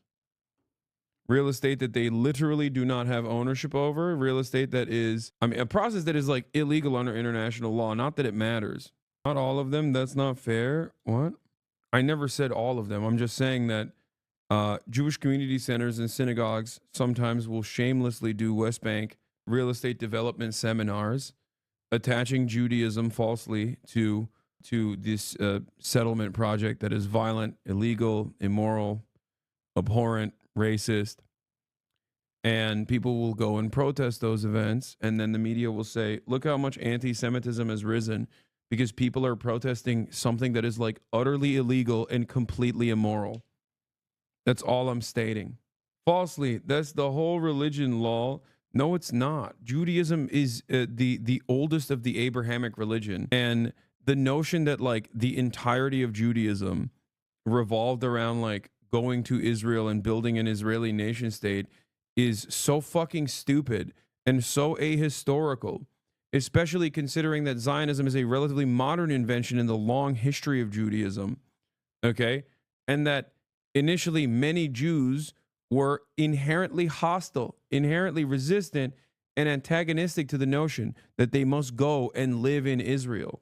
Okay, from the likes of prominent Jewish socialists like Albert Einstein, all the way down to like the Orthodox Jewish community that were like way closer to a fundamentalist perspective that believed that there was no theological justification for Jews to be anything but stateless until the Messiah comes. You know what I mean? There was so much resistance from every aspect of the international Jewish community in terms of going to and living in Israel, and especially living in Israel in like the violent ways in which the early Zionist brigades, terror cells were trying to implement the Israeli nation state. It's like thinking that the Second Amendment has always meant that you can have an AR-15, and that it is not a relatively new interpretation of the Second Amendment that has allowed and protected Americans' rights to buy this like expensive toy that they really like, that they can modify. Very beneficial for the gun manufacturers for you to think that this is like a commodity that is incredibly important for your personality. 11. I can't afford to subscribe right now and share the link, but if you share this, it's light on matter before the internet during 9/11. Many things missed, whatever said. There was an unidentified person who found one of the hijackers' passports on the floor during when the planes were in the buildings and gave it to a cop. I'm from a family that doesn't lie, and something is completely off. That's literally hitting the lottery to find that.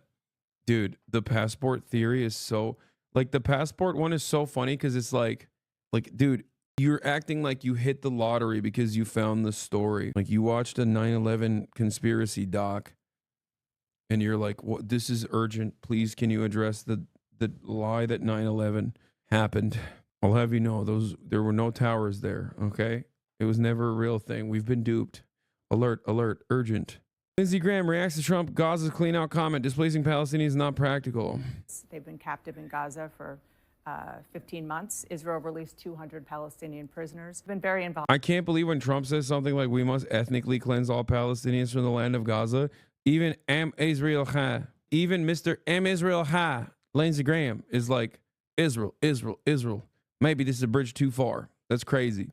Involved in this issue, Senator. Last night, when talking about Palestinians who live in Gaza, President Trump said he wants to, quote, clean that whole thing out. What does that mean? You know, I really don't know. I do know this, that Hamas needs to go. All these guys with masks on and guns, they're scum, and I hope they're dead men walking. What they did to those 4 young ladies, parade them in front of the Palestinian and put them on stage, was disgusting. My heart breaks for what they've gone through. So the idea Hamas survives is a non-starter for me. But the idea that all the Palestinians are going to leave. What happened to him? Bro, am I crazy? He looks more like shit than he does normally. Like, I feel like he looks extra bad today. What is going on? Lady G's looking rough. I've been having a little too much fun with the boys. Terminal illness? Does he have one? Israel. Yeah, dude, now that Mitch McConnell is fading out, he's turning into Mitch McConnell spiritually and also literally. Like, he's physically turning into Mitch McConnell. What the hell? He goes somewhere else. I don't see that to be overly practical. I don't know what he's talking about, but go talk to MBS, go talk to the UAE, go talk to Egypt. What is their plan for the Palestinians? Do they want them all to leave? You've been going there. What is the plan? Well, I think they want the Palestinians to be able to live with dignity and security for Israel. But you got to get rid of Hamas first. You can't do this without getting rid of Hamas. You're dead right. Hamas is the problem for the world, not just the Palestinians. But the question you asked is a good one. Does the Arab world support sending all the Palestinians out of Gaza? I'd be surprised if they did. I want to turn to a moment this weekend that really had a lot of people wondering what is really going on and what Donald Trump really supports when it comes to elections in Europe. Elon Musk made a special video appearance at a campaign event Saturday for the far-right Alternative for Germany party. He reiterated his support for them ahead of next month's elections. And then he told the crowd the following: I think there's, frankly, too much of a focus on the past guilt, and we need to move beyond that. People who, children who should not be guilty of the sins of their parents, or even let alone their parents or their great. Our Fs are most likely no longer going to be a problem. I have officially connected an Ethernet cable. Oh baby, no more effing. If it's still Fs after this moment, it is most likely a consequence of something else, like my GPU or CPU. Because I just connected the Ethernet, I was able to do it finally. And my up and down currently is 830 megabits per second. Download 782.4 megabits per second upload. We're at 1G, baby. 1G up and down. Oh my God. Oh, sugoi. Sugoi. Wow. Wow. Let's go. Oh, we're back. Parents, maybe even. And then he said, you have my full support. I gotta pee. I think, the Trump administration is also supportive. Oh, Two things. What do you think about him telling Germany to move past Well, number one, sins? is Elon Musk, a Nazi? I don't think so. I don't believe that at all. Bibi came to his aid, but what he said does bother me in this regard. Tomorrow is the 80th anniversary of liberating Auschwitz. I was just there a few months ago. I don't expect the Germans to be racked with collective guilt all their lives, but I do hope in German schools they educate the German children about what happened in Germany.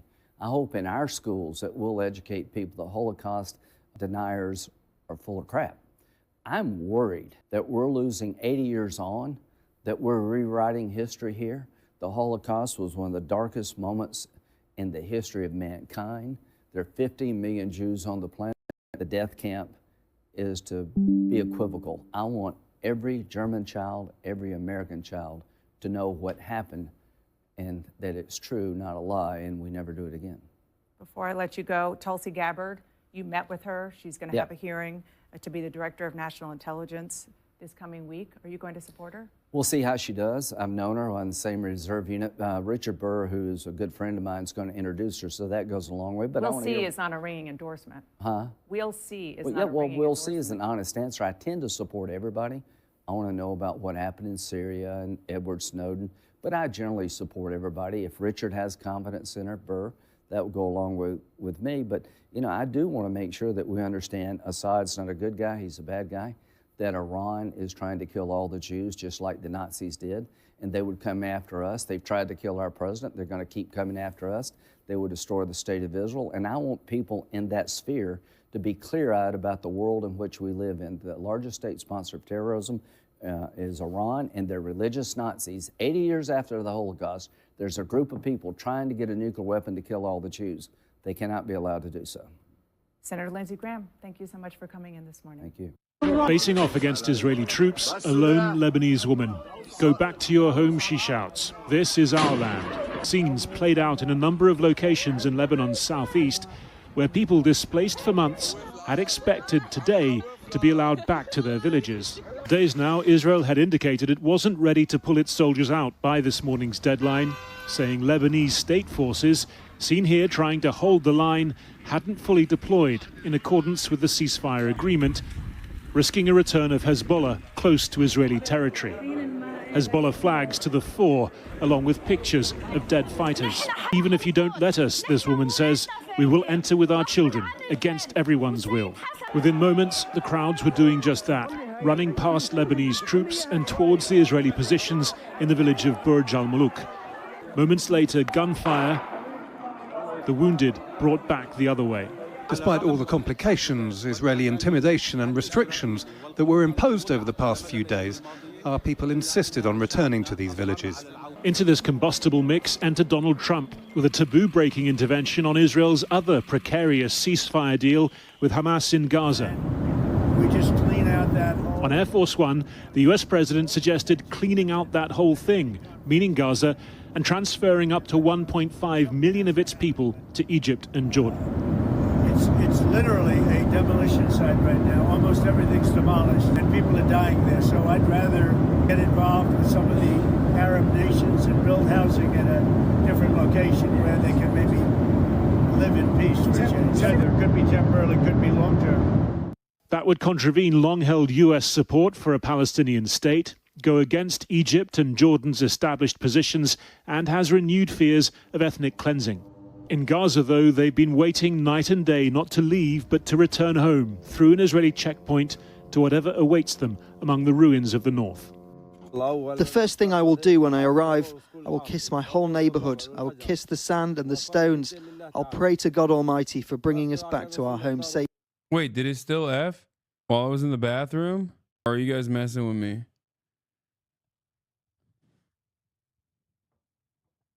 Okay, chat is lying. There's people saying for 15 seconds. Does your hotel have heated toilet seats? Yes, I'm in Japan. Of course, my hotel has heated toilet seats, chatter.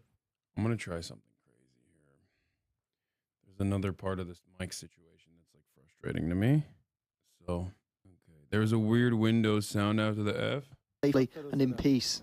As in Lebanon, these people were due already to be going home to northern Gaza in line with the ceasefire agreement.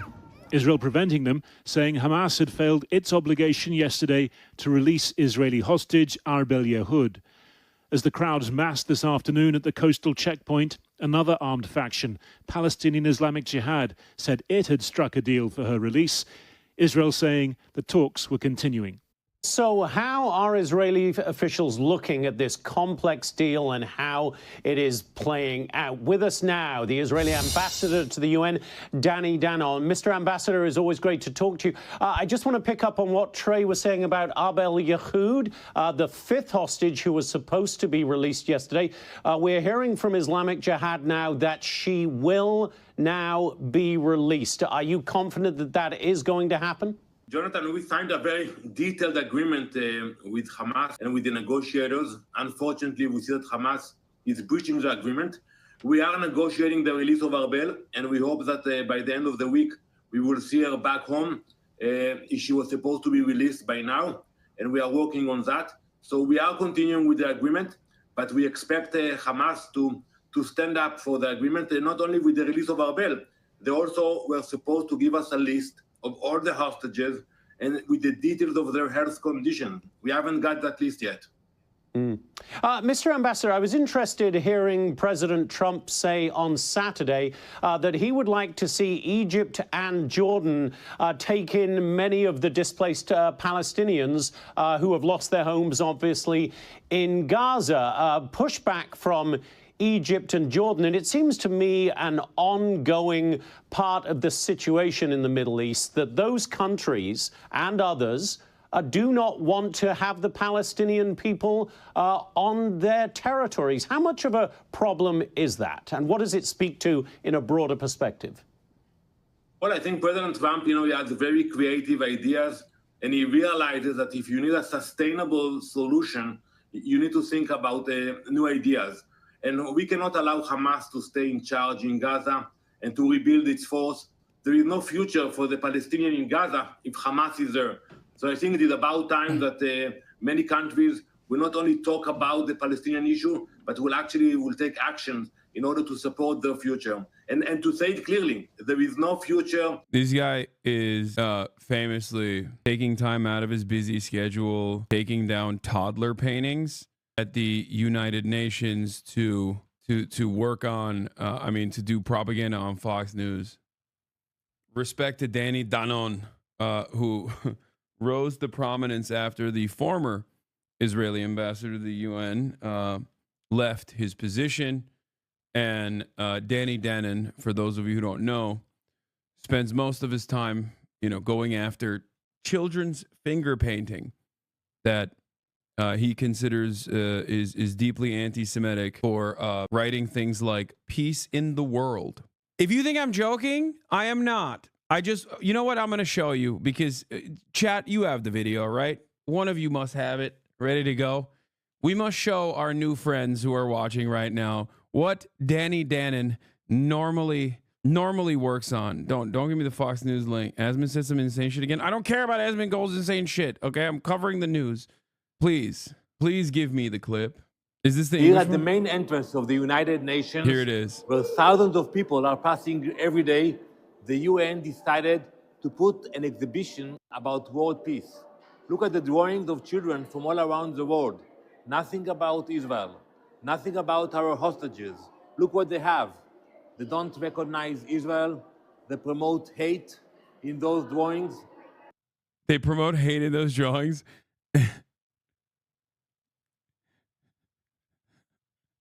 The zoom in.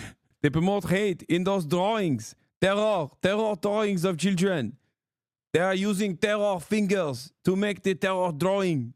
That is shameful. Shameful. Teach peace, about teach war. These children are learning the wrong lessons by not learning that peace is impossible. This is part of the hypocrisy of the United Nations.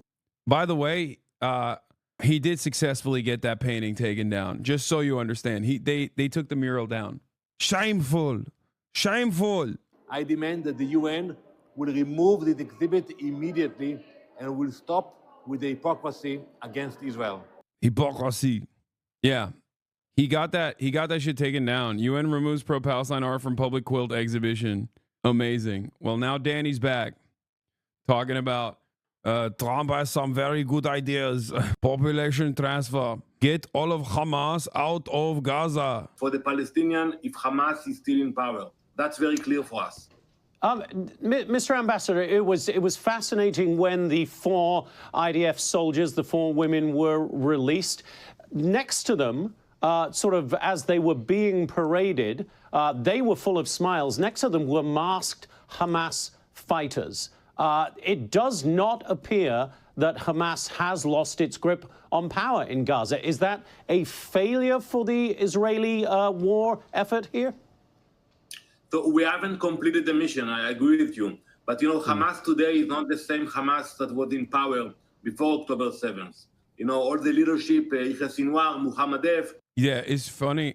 This is like the line that they have to go along with in order to basically sell to their audience that is baying for blood, their constituents that is like baying for blood, that actually this was a major victory, and that these genocidal ambitions and these genocidal acts by the Israeli state, the Israeli war machine for the past 16 months actually didn't simply focus on eradicating women, children, the elderly, but simply took out Hamas.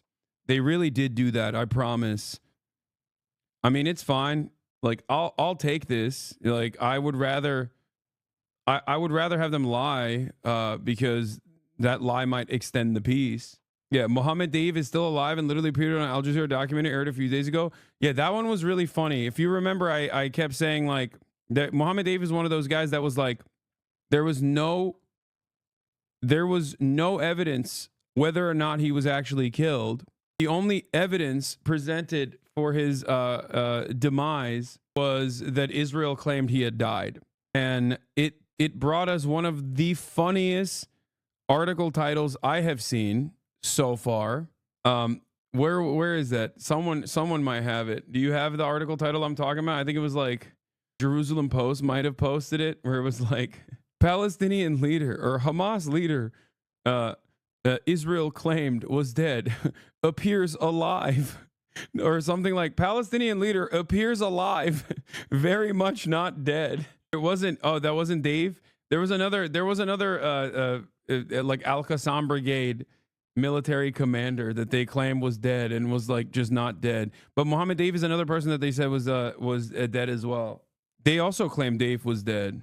Where is it? Hold on. I think someone linked it to me, but then got blasted because they're not subscribed. If you want to send me links, you have to subscribe, chatters.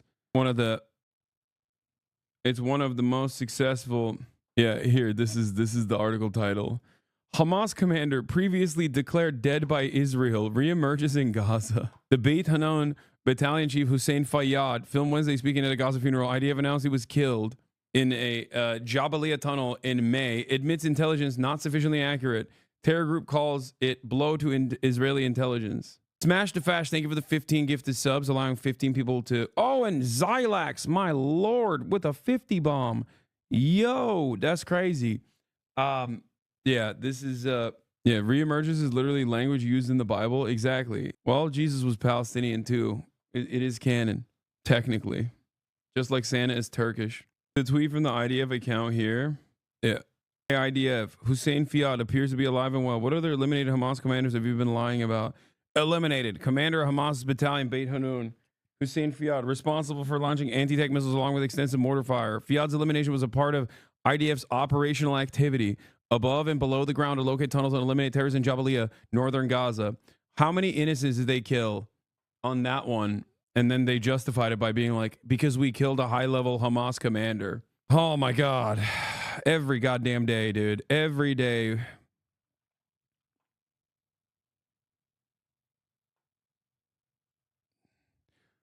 Endless well of depravity, okay? Endless well of depravity. It never ends. Okay. Yemenis made a song as a response to Trump designating Ansarallah as a foreign terrorist organization. Yes. But if you think I'm going to watch that, you're out of your dang mind, dude. Think about how much people fucking yelled at me and still consistently yell at me because of the previous Ansarallah music videos that I've shown on this broadcast. You think I could show that banger? Go watch it on your own time if you want. But I can't show it, okay? It is what it is, you know?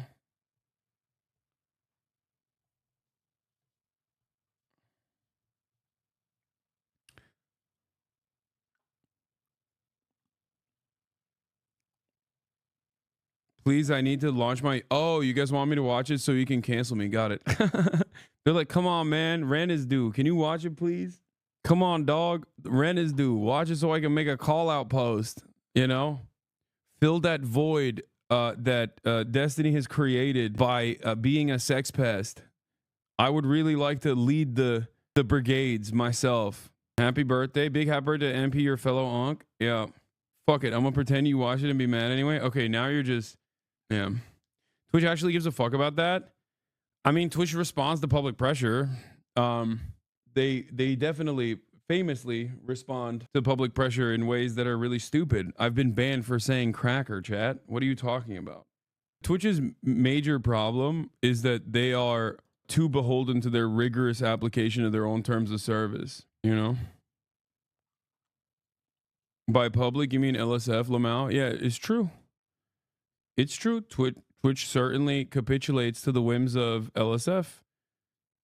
It's not wrong. It has happened many times over.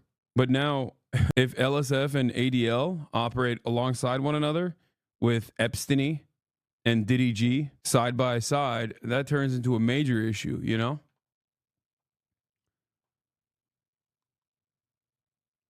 So Twitch problem is that it endorses its rules of no hate speech.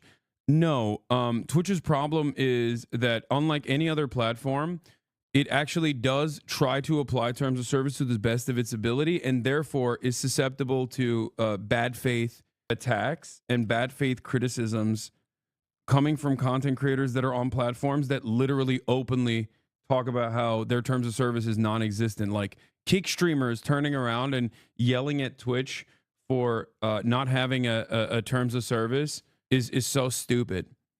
Like no one in the real world would ever consider you in violation of any sort of like rigorous standard if you said the term cracker, right? Yeah. And a lot of these institutions that are tasked with like airing out bigotry, like the ADL, for example, very clearly don't care about anti-Semitism, as demonstrated by the fact that they defended Elon Musk after he sig-heiled twice. Like, you might not appreciate my commentary. You might not agree with me. Chuck Dice, thank you for the 50 big ones, by the way. You might not appreciate my commentary or agree with me, but you can't deny the reality that Elon Musk absolutely hit the Hitler salute, right? Not once, but twice. And then the ADL, because they're more interested in defending Israel's interests and defending anyone who defends Israel unconditionally, turned around and said Elon Musk wasn't actually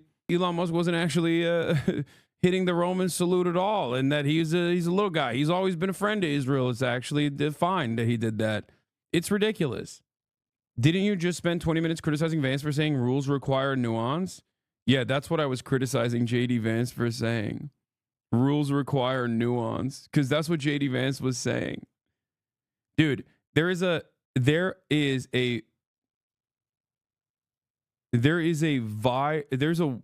wide variety of different pejoratives within the bounds of permission, given context and given nuance. Okay, there's a reason why you can very easily say cracker or even call someone a cracker without anyone really getting upset about it, because everybody understands that that term holds no significance or power, and it's not associated with any sort of historic or existing wrongdoing. Whereas you can't say the other word, understandably, right? Like that is a very different conversation to be having than the vice president of the Republican administration saying, yeah, well, there's a lot of gray areas in terms of beating the shit out of a cop. Do you genuinely feel like this is a appropriate standard that Republicans consistently maintain? Because if you do think that, I don't know what to tell you, you know? Republicans are incredibly draconian. So are liberals in general, but Republicans especially so. They're supposed to be the law and order party, and yet it seems they make a lot of ends and change their attitude and move away from law and order when it comes to police brutality, like someone brutalizing a cop, as long as they're doing it at the behest of the president who wanted to do an insurrection. Yeah, John Mulaney's best quote. If you're comparing two words, or is it Louis C.K.? If you're comparing two words and you won't even say one of the words, that's the worst word. Have you seen Tim Dillon's clip on the salute? It's incredible. We'll get to Elon again in a second. So I'll look at the TD Timmy D clip in a moment. But let's finish our boy Danny Danon. They're all dead by now. Thankful to the work of the IDF, but they don't have the capabilities in terms of threatening us. But we have to continue the mission to finish the job, and that means that we have to make sure that Hamas is not running Gaza anymore. If they will stay in power, it's only a matter of time before the next attack. And Mr. Ambassador, if we can move north to Lebanon, some problems I gather that the Israelis see with the Lebanese army fulfilling its role near the border areas there. How is that playing out? So first of all, we comply with the agreement and we respect the agreement. We want to move out of Lebanon, but the agreement states very clearly that the Lebanese military must come in and take the positions. We cannot allow Hezbollah to regroup and take hold of those positions. So we expect the Lebanese military to move faster. That's why I think we need a little bit more time to allow the Lebanese military to get organized and to take the positions that we are evacuating. And then very briefly, Mr. Ambassador, Islamic Jihad seems to be getting more of a hold in the West Bank and to some extent in Gaza. How concerned are you about a group as radical as Islamic Jihad beginning to get more support in areas like the West Bank? We are very concerned, and we have seen the influx of terror attacks. But, you know, all the issues we discussed today, it's all connected to Iran. They are the one who are feeding Hamas, feeding Hezbollah, and now they're feeding the terrorist cells in Judea and Samaria. They're sending weapons and ammunition. So I think at the end of the day, Israel, the new administration, Western democracies, we have to deal with Tehran. That is the source of the problem for the Western world. For sure. Okay, Mr. Ambassador, it's always a pleasure to talk to you. Thank you so much for joining us today. Thank you very much. Hey, Sean Hannity here. Hey, click here to subscribe to Fox News YouTube page and catch our hottest interviews and most compelling analysis. You will not get it anywhere else. I'm just here today asking, what's it like being a virgin? Pretty rad. What's your body count? I'm a father. Yeah. Proud father. Yep. We have a website, patriotfront.us. Oh, I've heard of Patriot Front. Yeah. Yep. It's a group of incels. Yep. What's it like being an incel virgin? I wouldn't know, sir. Yeah? Yeah, I wouldn't know. What's your body count? Doesn't matter. I'm at the March for Life in D.C., and usually Patriot Front just runs in and out of things. They're just chilling here. They're literally just handing out flyers to folks. Yeah, and the people at this march are totally fine. No one is fazed. No one is fazed by Patriot Front being here. Normally Patriot Front marches and then they... Okay, it's unacceptable that Walter literally went to the March for Life rally with a woman, especially to ask them if they fuck. This is BM, bad manners. You're flexing. You're flexing that you are capable of being around a woman. Okay? This is completely unacceptable. I understand why these people feel a certain type of way. Okay? It's messed up. Not everyone has the capacity to talk to women and maybe even physically be around them without immediately repulsing said woman. Okay? Showing that off is basically a flex and not even a subtle one and totally messed up, in my opinion. How motherfuckers start moving after getting in a relationship? He's mocking them. Now they're not dipping anymore. They're just like, they're comfy. I can't get over this. Patriot Fund's just hanging out. What's it like being an incel? I'm married with children, so it doesn't apply. Dude, there is, okay, I'm sorry. This is the one thing that I agree with the right wing on broadly, is that these guys are federal agents. Okay? That's it. I'm sorry. Like, the Patriot Front, obviously a lot of these like very organized neo-Nazi militias have infiltrators from federal law enforcement in general, but Patriot Front is not, in my opinion, is not even an infiltration of federal law enforcement. I feel like it's just law enforcement and not even like local law enforcement. I'm talking federal agents, okay? Because they are in far too good of a shape across the board for them to be even any other kind of law enforcement. Infiltrators, they are there voluntarily. No, that's what I just think that it's just entirely comprised of federal agents. Incel and be married with children. What's it like being an incel? No comment. No comment? Strong families make strong. Do you want a statement? Talk to Thomas Rousseau. Yeah. Oh no, I was just asking what's it like being an Yeah, this guy 100% is like being groomed right now, okay, by a Yale graduate who went to Langley, joined this brigade. Like, this kid is an online groyper being groomed by these federal law enforcement agents. Okay, straight up. Like dudes with like, you know, African American studies degrees, right, from Yale University that went in to work for the federal government are just now a part of this group, entirely comprising most of the members of this group. And they, I guess, every now and then bring in like some teenagers to groom them as well. Don't answer questions, sir. Talk to Thomas Rousseau. Who are we reclaiming it from? You. You? Okay. Defend American labor. That I actually. We want lives of honest. We are all offered by the politicians, corporations. If it was just about this, that actually would be fine. Like, we'd be cooking.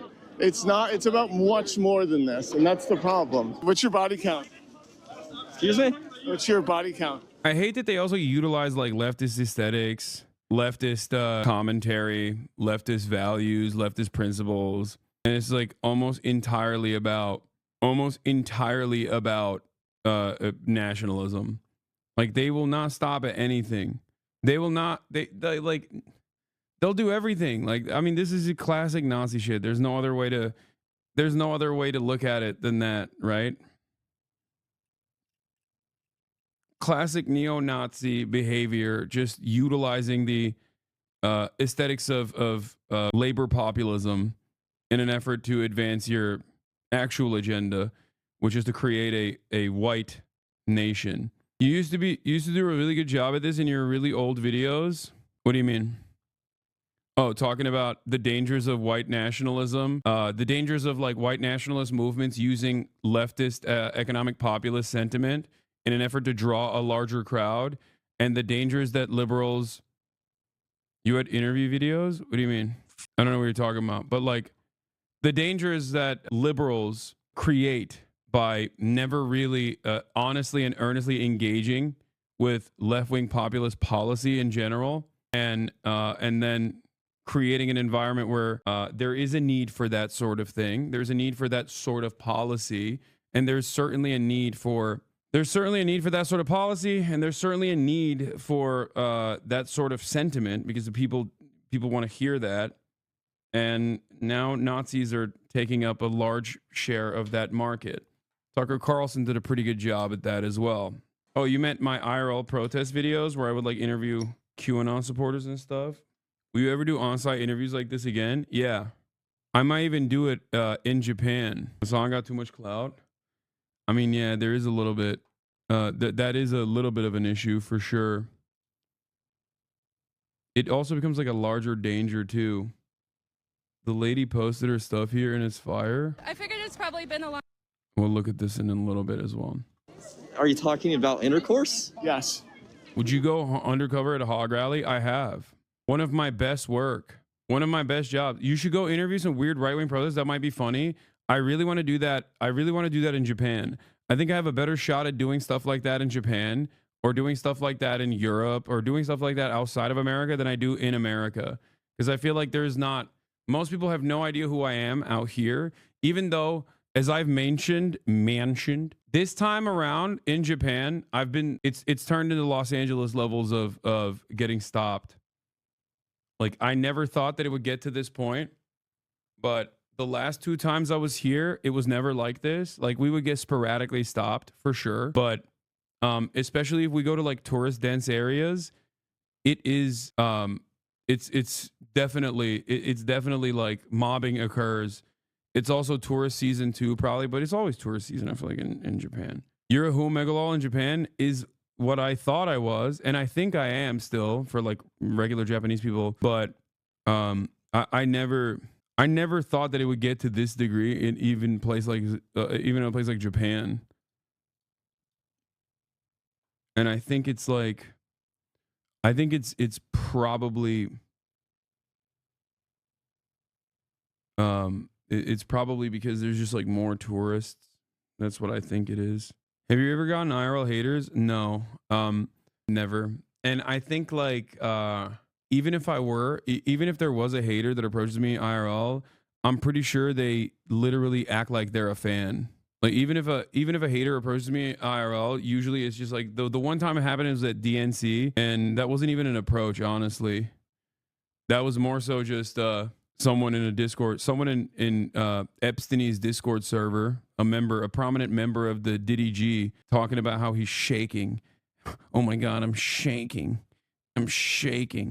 Only to come in and go, Epstein made you, and then run away. It's super, super, super rare. One of your top clips of all time on Twitch was the Epstein member asking you to fight a Nazi pedo, and you put him in his place and made him cry almost. Yeah, they got really mad about that too. They said I was mean. No winning on that. No winning in that front, you know? No, this one was actually ridiculous. What?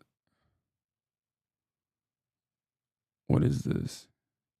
God damn it, I gotta actually log in now. Shit. I hate logging into Reddit. It's like a shameful experience. I feel like, you know what I'm saying? I just, it's not even letting me do it.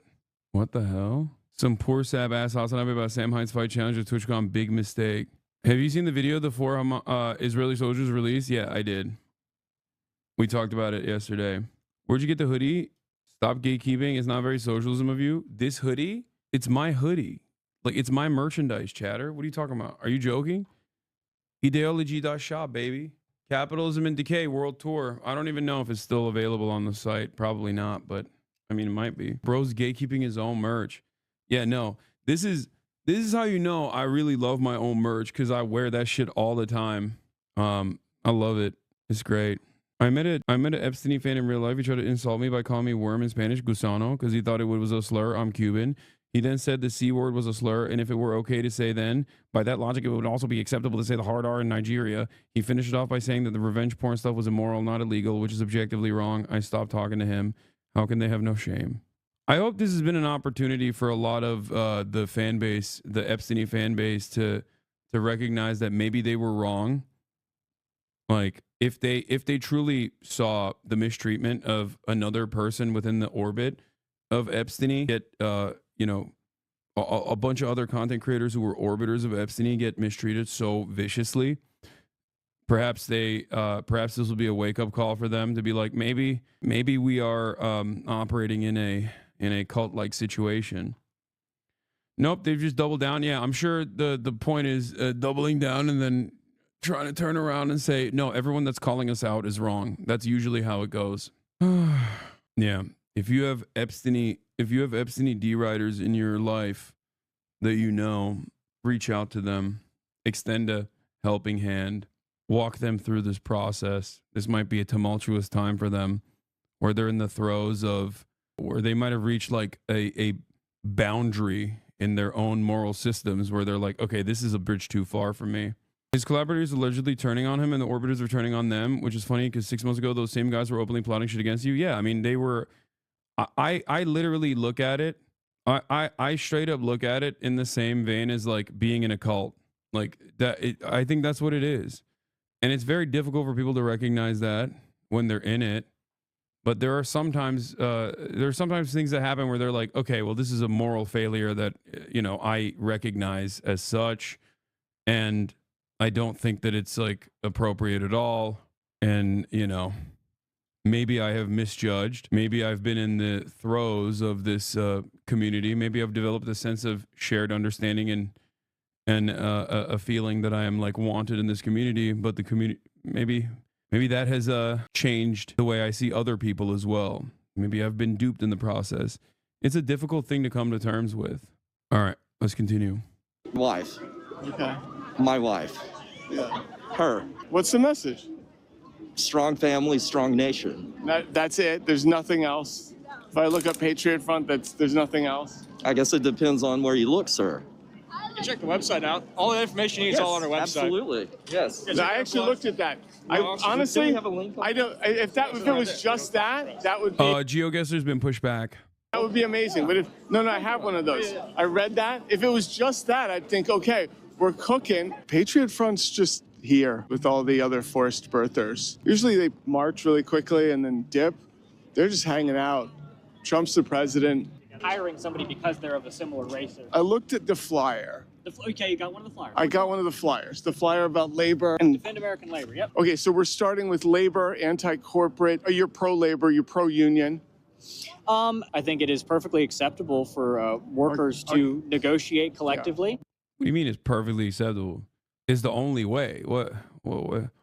You can't even, one question and you're already taking a weird liberal approach. God damn it. Everyone is such a goddamn liberal. It's so annoying.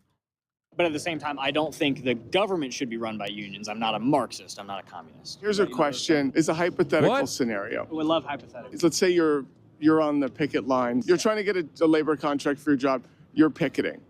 Okay? Yep. The rest of the employees that you need to join you on the labor line are black, trans, LGBTQ, oh my God, there's so many LGBT different communists. I mean, what? I can keep going. Every other one of my coworkers is a black, gay, communist, tranny. No, only the ones that want to join you on the picket line. Only the ones that want to join me on the picket line. I must have done something terribly wrong in that case. This situation has already gone wrong. Diversity. What do you mean? Like what?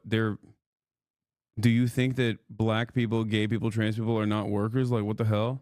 This is why National Socialism, Strasserites, all different all different kinds of like Nazballs or whatever, they are inherently anti-Marxist, okay? Because this is not simply a contradiction that must be addressed, but is completely antithetical to the Marxian perspective.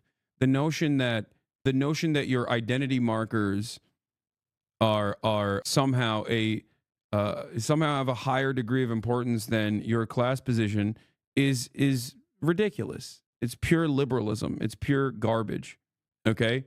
It's like it's the same level of like oxymoronic when people claim to be anarcho-capitalist. Like anarchism is about the abolition of unjustifiable hierarchies. Capitalism is built atop an unjustifiable hierarchy. You can't have both at the same time. It doesn't make sense. It doesn't make ideological sense at all. Same goes for socialism. You cannot be a socialist while also maintaining the position that like workers of different backgrounds are not real workers or something. Like it's just not, it doesn't make any sense. It's just like pure idealistic nonsense. It's garbage. To me, it's no different than talking about the middle class, which I use, obviously, colloquially when describing certain things, but it is a way to mystify class politics in general. Is used to break up the solidarity of workers. Those companies know that diversity is a destabilizing factor. How is that a Yeah, to break up the solidarity of the work, like that's okay, sure. destabilizing factor? Because again, it's harder for people to unify. It's harder for them to unify if there's black people and Asian people that would come on. Like, did you understand how silly this is? Class politics is all about solidarity and examining the shared interests of every worker. Okay, this is just the exact opposite. Claiming that it is divisive to have a black worker work alongside a white worker is you're just racist. It has nothing to do with it. It's giving white supremacists. He is a white supremacist. What are you talking about? These guys are openly white supremacist chatters. I'm talking simply about like how even on the aesthetic front, these people that try to maintain the position that they're pro-labor Nazis, it's all purely aesthetic. It's all a marketing tool. At the end of the day, there is no difference between a black laborer on the assembly line or a white one. There is no difference. They are working the same job. They have the same exact class interest. This is at the heart of Marxist politics. This is at the heart of socialist politics. Okay? That's straight up the most important, albeit reductive, but the most important principle. Why do you say the term middle class is mystifying? Because it is a tool adopted by liberal capitalist thinkers to move the conversation away from the inherent class dynamic that exists within capitalism, at least like the Marxian interpretation of this class dynamic, the observation that you have capital owners that have an antagonistic need that is directly at odds with the needs of the wage laborers, the proletariat, the working class. Any kind of like adaptation away from that by saying, oh, the middle class, the upper middle class, like is simply moving you away from recognizing that there are two different positions in society. And that's precisely the reason why everyone says they're middle class in America. Have you not noticed? Does it not strike you as odd that every single person claims to be middle class regardless of how much or how little they make? Everyone? They'd rather be wage slaves than drop their prejudice, kind of sad, but also pathetic. I mean, it is pathetic. I mean, is that what you're saying? Yes, that is what I'm saying. So, okay, so the thesis is segregation. America was founded as a country by and for a certain group of people that is pertained and designed for that type of Yeah, but you can say, oh, but things have changed now and things are different. Yes, things have gotten worse and I want them to get better. You're saying it's because of diversity. I've been getting into dumb arguments with liberals about sex workers lately because I've defended the job field. Would you include sex workers in this context? Yes, sex work is still work. It's just that all work is coercive under capitalism, and the dynamic of sex in this process makes a lot of people go, oh, well, you can't technically ever do sex work under coercive conditions because all sex work under coercive conditions is rape. That's what they're saying. Meanwhile, sex workers have talked about this quite extensively. Sex workers that I've talked to have written extensively on the subject matter. Like the differences between, I mean, sex workers in general are operating on totally different confines. Like they're at the cutting edge of talking about theories surrounding enthusiastic consent, participation, and whatnot. I don't want to really get into it though, because unfortunately, people who are anti-sex work get very upset and they're very loud. And they yell at me quite a bit, and I just simply don't want that headache until there's something. Yeah, affirmative consent, enthusiastic consent, and consent in general is something that a lot of sex workers talk about. Of course, when people think about sex work, they think about people who are incredibly poor or people who are homeless, trying to make a living in horrifying conditions. And they point to that to say that the entirety of it must be abolished, and that is the moral thing to do, not recognizing that there absolutely is, even in a communist society, someone could engage in sex work if they chose to do so. Like it's the notion that like no one that engages in sex work is doing it with their own autonomy is really silly. and talking to any sex worker. It doesn't have to be like, you know, famous porn stars who are super successful or not. You can talk to like strippers and whatnot, and they will very clearly define that this is their own. This is something that they've wanted to do themselves. I'm not in the business of figuring out like how what kind of. I'm not in the business of figuring out what kind of like selling your body is appropriate. You know, I think as long as your output is not negative, as long as your job is not harming others, then if you have consented to doing any form of labor, then it's fine. I have no issues with that. You know, it's ridiculous. One of the most like eye-opening conversations I had was with a stripper friend of mine who openly stated like, I got sexually harassed more working at fucking McDonald's than I do at the strip club. Because at the strip club, I maintain the power over what is acceptable and what is not acceptable. And also, if someone harasses me, the bouncers beat the shit out of them. You can say that's a lie, but like that's like, see, this is what I don't understand. I'm against the fully sex workers work. That's a lie. Lie. Okay, but I'm talking about the personal experiences of she's lying to herself. See, yeah, exactly. And this is where anti-sex work conversations turn into women do not have autonomy. Okay, so you're saying McDonald's needs bouncers? Yes, that would be sick.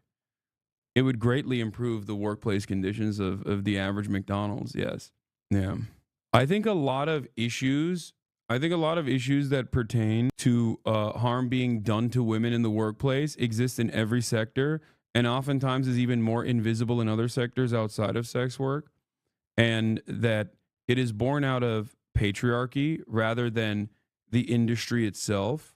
And it leads people down these like weird rabbit holes of thought where they just assume like sex work has greatly accelerated violence against women or whatever.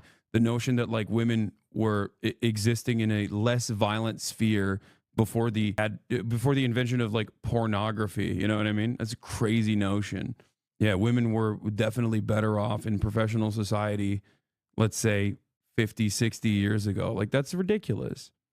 The problem is misogyny. The problem is toxic masculinity. The problem is patriarchy, okay? Normalizing violence against women in very insidious ways.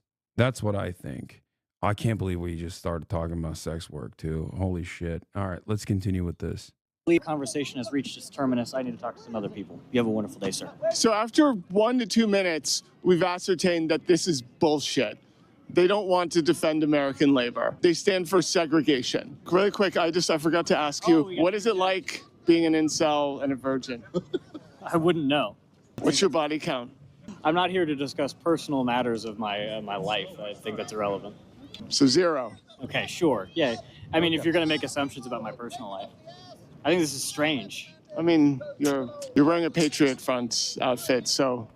I've been to other pro-life marches where you and I have spoke, so I know you're here a lot, right? Obviously, you and I don't agree on anything, but white supremacy is bad. This idea that we can, on the National Mall, see the fascist symbol on the American. Are these all TikTokers that went to a Patriot Front rally? What's happening? Those are other TikTokers, right? Aren't these TikTokers? Damn, these guys are crazy. They're going wild mode. Mall, see the fascist symbol on the American flag over here. And then you look down there and you see the guys in the red hats, and then you realize, oh my God, it's the same people. That's it. So being a guy who comes to pro-life marches all the time, how do you feel about them being at your march? I don't think we should welcome fascism into a modern American society, and I think it speaks a lot about the motives of the people at the top of this movement, who would rather, be comfortable with their big billionaire donors from the Republican Party than stand up for the truth. So as someone who comes at this from the left, I can only say that this is one of the most disgraceful things I've ever seen. And the fact that there's so many of them also should tell you something as well. I'm out here in DC a lot. I organize also for Palestine. We never deal with this kind of thing except when the MAGA people are here. This is not an issue. DC is a completely blue city. 92%. Until it's a MAGA march or pro-life march. Until this past week, our actually, I think this is the first pro-life march personally I've seen them at. The connection between over there and over here, don't miss it, because it's there. You have people like Seth Gruber, who looked me dead in the face and said, "You are a parasite to the movement." Same guy, he's now speaking down here saying that women should be killed for having abortions. And I think that's absolutely shameful. And finally, new rule, let's look New rule, eat the rich. Oh, let's go. Okay. Let's see what she did at the same march, by the way. And then I'm going to get to Colombia in a second. Long time since you talked to a woman, so here I am. Thank y'all for being here. I just figured it's probably been a while since you talked to a woman, so here I am. Oh, hi. Hi. I know it's probably been a while since you talked to a woman, so I thought I would treat you. How many of these can I have? Oh my God. Oh my God. I love watching this juxtaposition in real time between the way they react to her and the way they react to Walter. This is like, this 1 minute video after watching Walter's video proves the point that he was making. That is crazy. Oh my God. These guys are literally like, they're flustered, dude. They're like, would you like to join the white nationalist workers move? Oh, God damn. Y'all make fun of me, say 127, but these dudes are not maintaining eye contact at all, dude. That is crazy. Also, yesterday's stream also proved that I do maintain eye contact, good eye contact. I think 2 is good, probably. Could I have 3? Three's lucky. They cost money to make. Right. Giving out free flyers, that's socialism. Yep. No, that's kind of creepy. Is it? Wait. Is it kind of creepy that Patriot Front's here? It's just weird. It is weird. It is weird. Yeah. I know who they are. They're white supremacists. Yeah, that's weird, right? Guys, can we agree that it's weird that Patriot Front is here? That's weird. They represent themselves, and that's not okay in America in this day and age. Can we agree that Patriot Front being here is weird? Yeah. So where are you guys from? Denmark. What do you guys think about these guys? Are you familiar with Patriot Front at all? We are not familiar with those, but as a European, it smells a little bit too much like Germany in the 40s. Yup. She's right. The streets are calling it the worst photo ever taken. Tomorrow, you're going to want to watch what happened at Club Random. Oh my God. Okay. Can I just say, it's wonderful. It's wonderful that pedophiles of all different walks of life, allegedly, all different walks of life, with varying degrees of sexual misconduct, can come together and unite. Can I just say, it's very cool that these guys can set aside their ideological disagreements and party loyalties to come together and unify on creeping women and creeping on women. Spectacular. I think it's great that they can just set aside all of the normal back and forth, set aside their ideological differences to unite on common ground. Just 2 dudes ready for their next junior high school dance. Yeah. All right. Let's cover drop site already. Drop site translated Gustavo Petro's take on Donald Trump. He just did a massive response to Donald Trump. Colombian President Gustavo Petro reciprocates Trump's tariffs with 50% tariffs on all U.S. goods entering his country. Trump: I don't like traveling to the U.S. much. It's a bit boring, but I confess there are some merits. I like going to the black neighborhoods in Washington. There I saw an entire struggle in the U.S. Capitol between black people and Latinos with barricades, which seems silly to me because they should unite. I confess that I like Walt Whitman, Paul Simon, Noam Chomsky, and Miller. I confess that Sacco and Vanzetti, who share my blood, are memorable in U.S. history, and I follow them. They were killed by fascists in the U.S. for being labor leaders, executed in the electric chair, much like the fascists of my own country. I don't like your oil, Trump. It will destroy humanity due to greed. Maybe one day, along with a glass of whiskey, which I accept despite my gastritis, we can openly talk about this. But it's difficult because you consider me an inferior race. I am not, nor is any Colombian. So if you know anyone stubborn, it is me, period. You can try with your economic strength and arrogance to carry out a coup like you did with Allende, but I will die by my law. I resisted torture and I resist you. I don't want slaveholders beside Colombia. We've had many and we've freed ourselves. What I want beside Colombia are lovers of freedom. If you can't accompany me, I will go elsewhere. Colombia is the heart of the world, and if you didn't understand it, this is the land of yellow butterflies and the beauty of remedios, but also of Coronel Aureliano Buendia, of whom I am one, perhaps the last.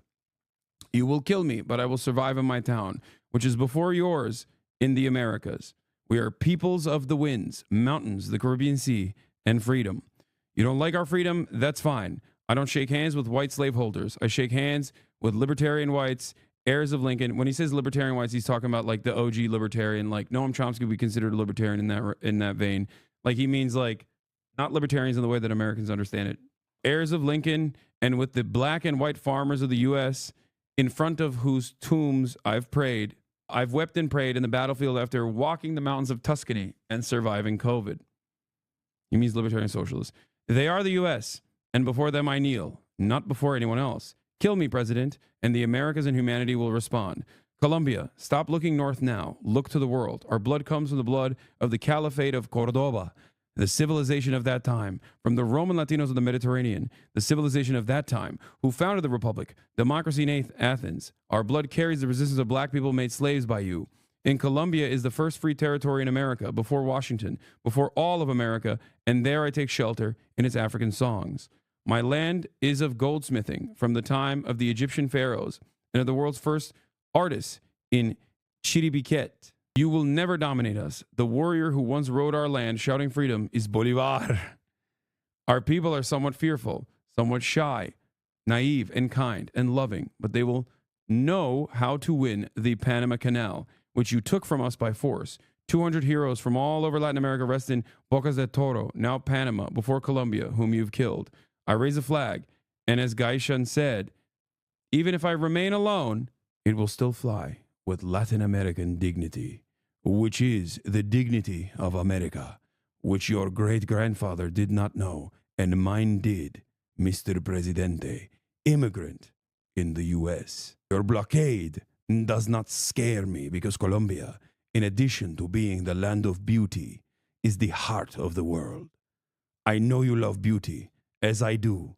Do not disrespect it, and it will offer you its sweetness. Colombia, from today on, opens up to the world with open arms. We are builders of freedom, life, and humanity.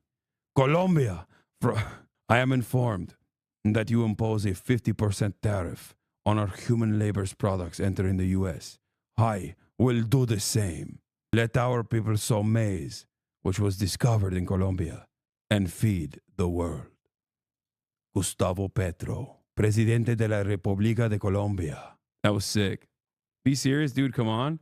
It was awesome. I don't know what happened halfway through. I was overcame with emotion and feeling. A feeling of joy and hope overcame my being. And in that moment, I too was Colombian. Yeah, I mean, this is the opposite of what the media was claiming immediately, where they were like, Trump hit him so hard, he immediately buckled. It seems like he's like willing to engage in tariff wars, you know? Bro, shit posting, I'm crying, you're reading it so serious. No, to me, it is serious, a matter of utmost seriousness. Are Colombians Turkish? Yes. Dude, Turkey is a part of the global Latino belt, and therefore we are one with one another.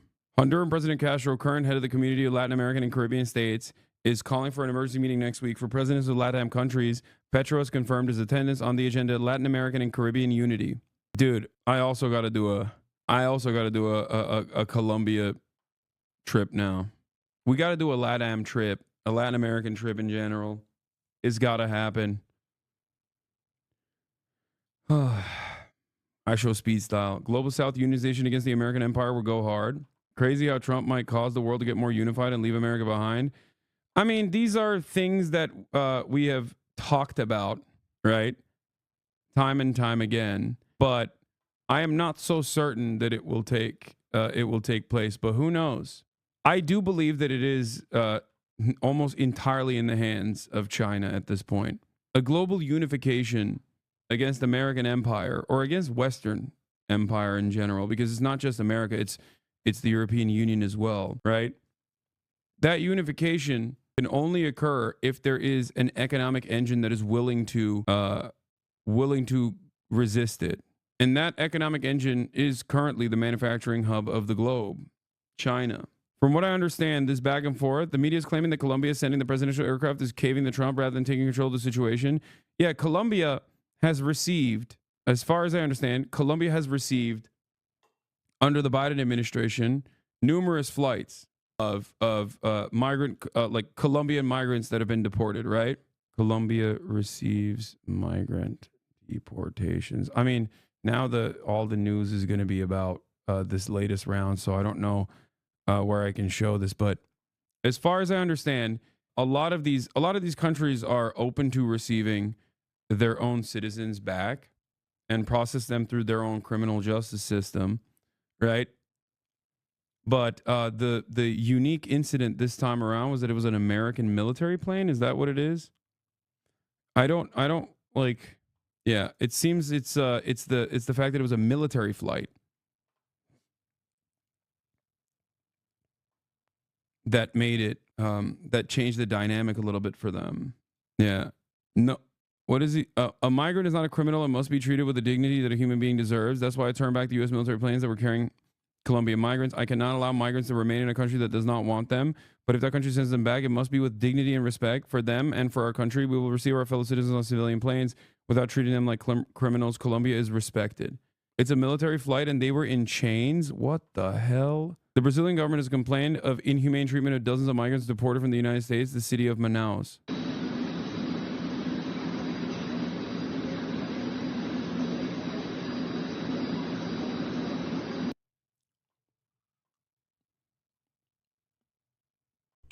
Damn, this guy's good.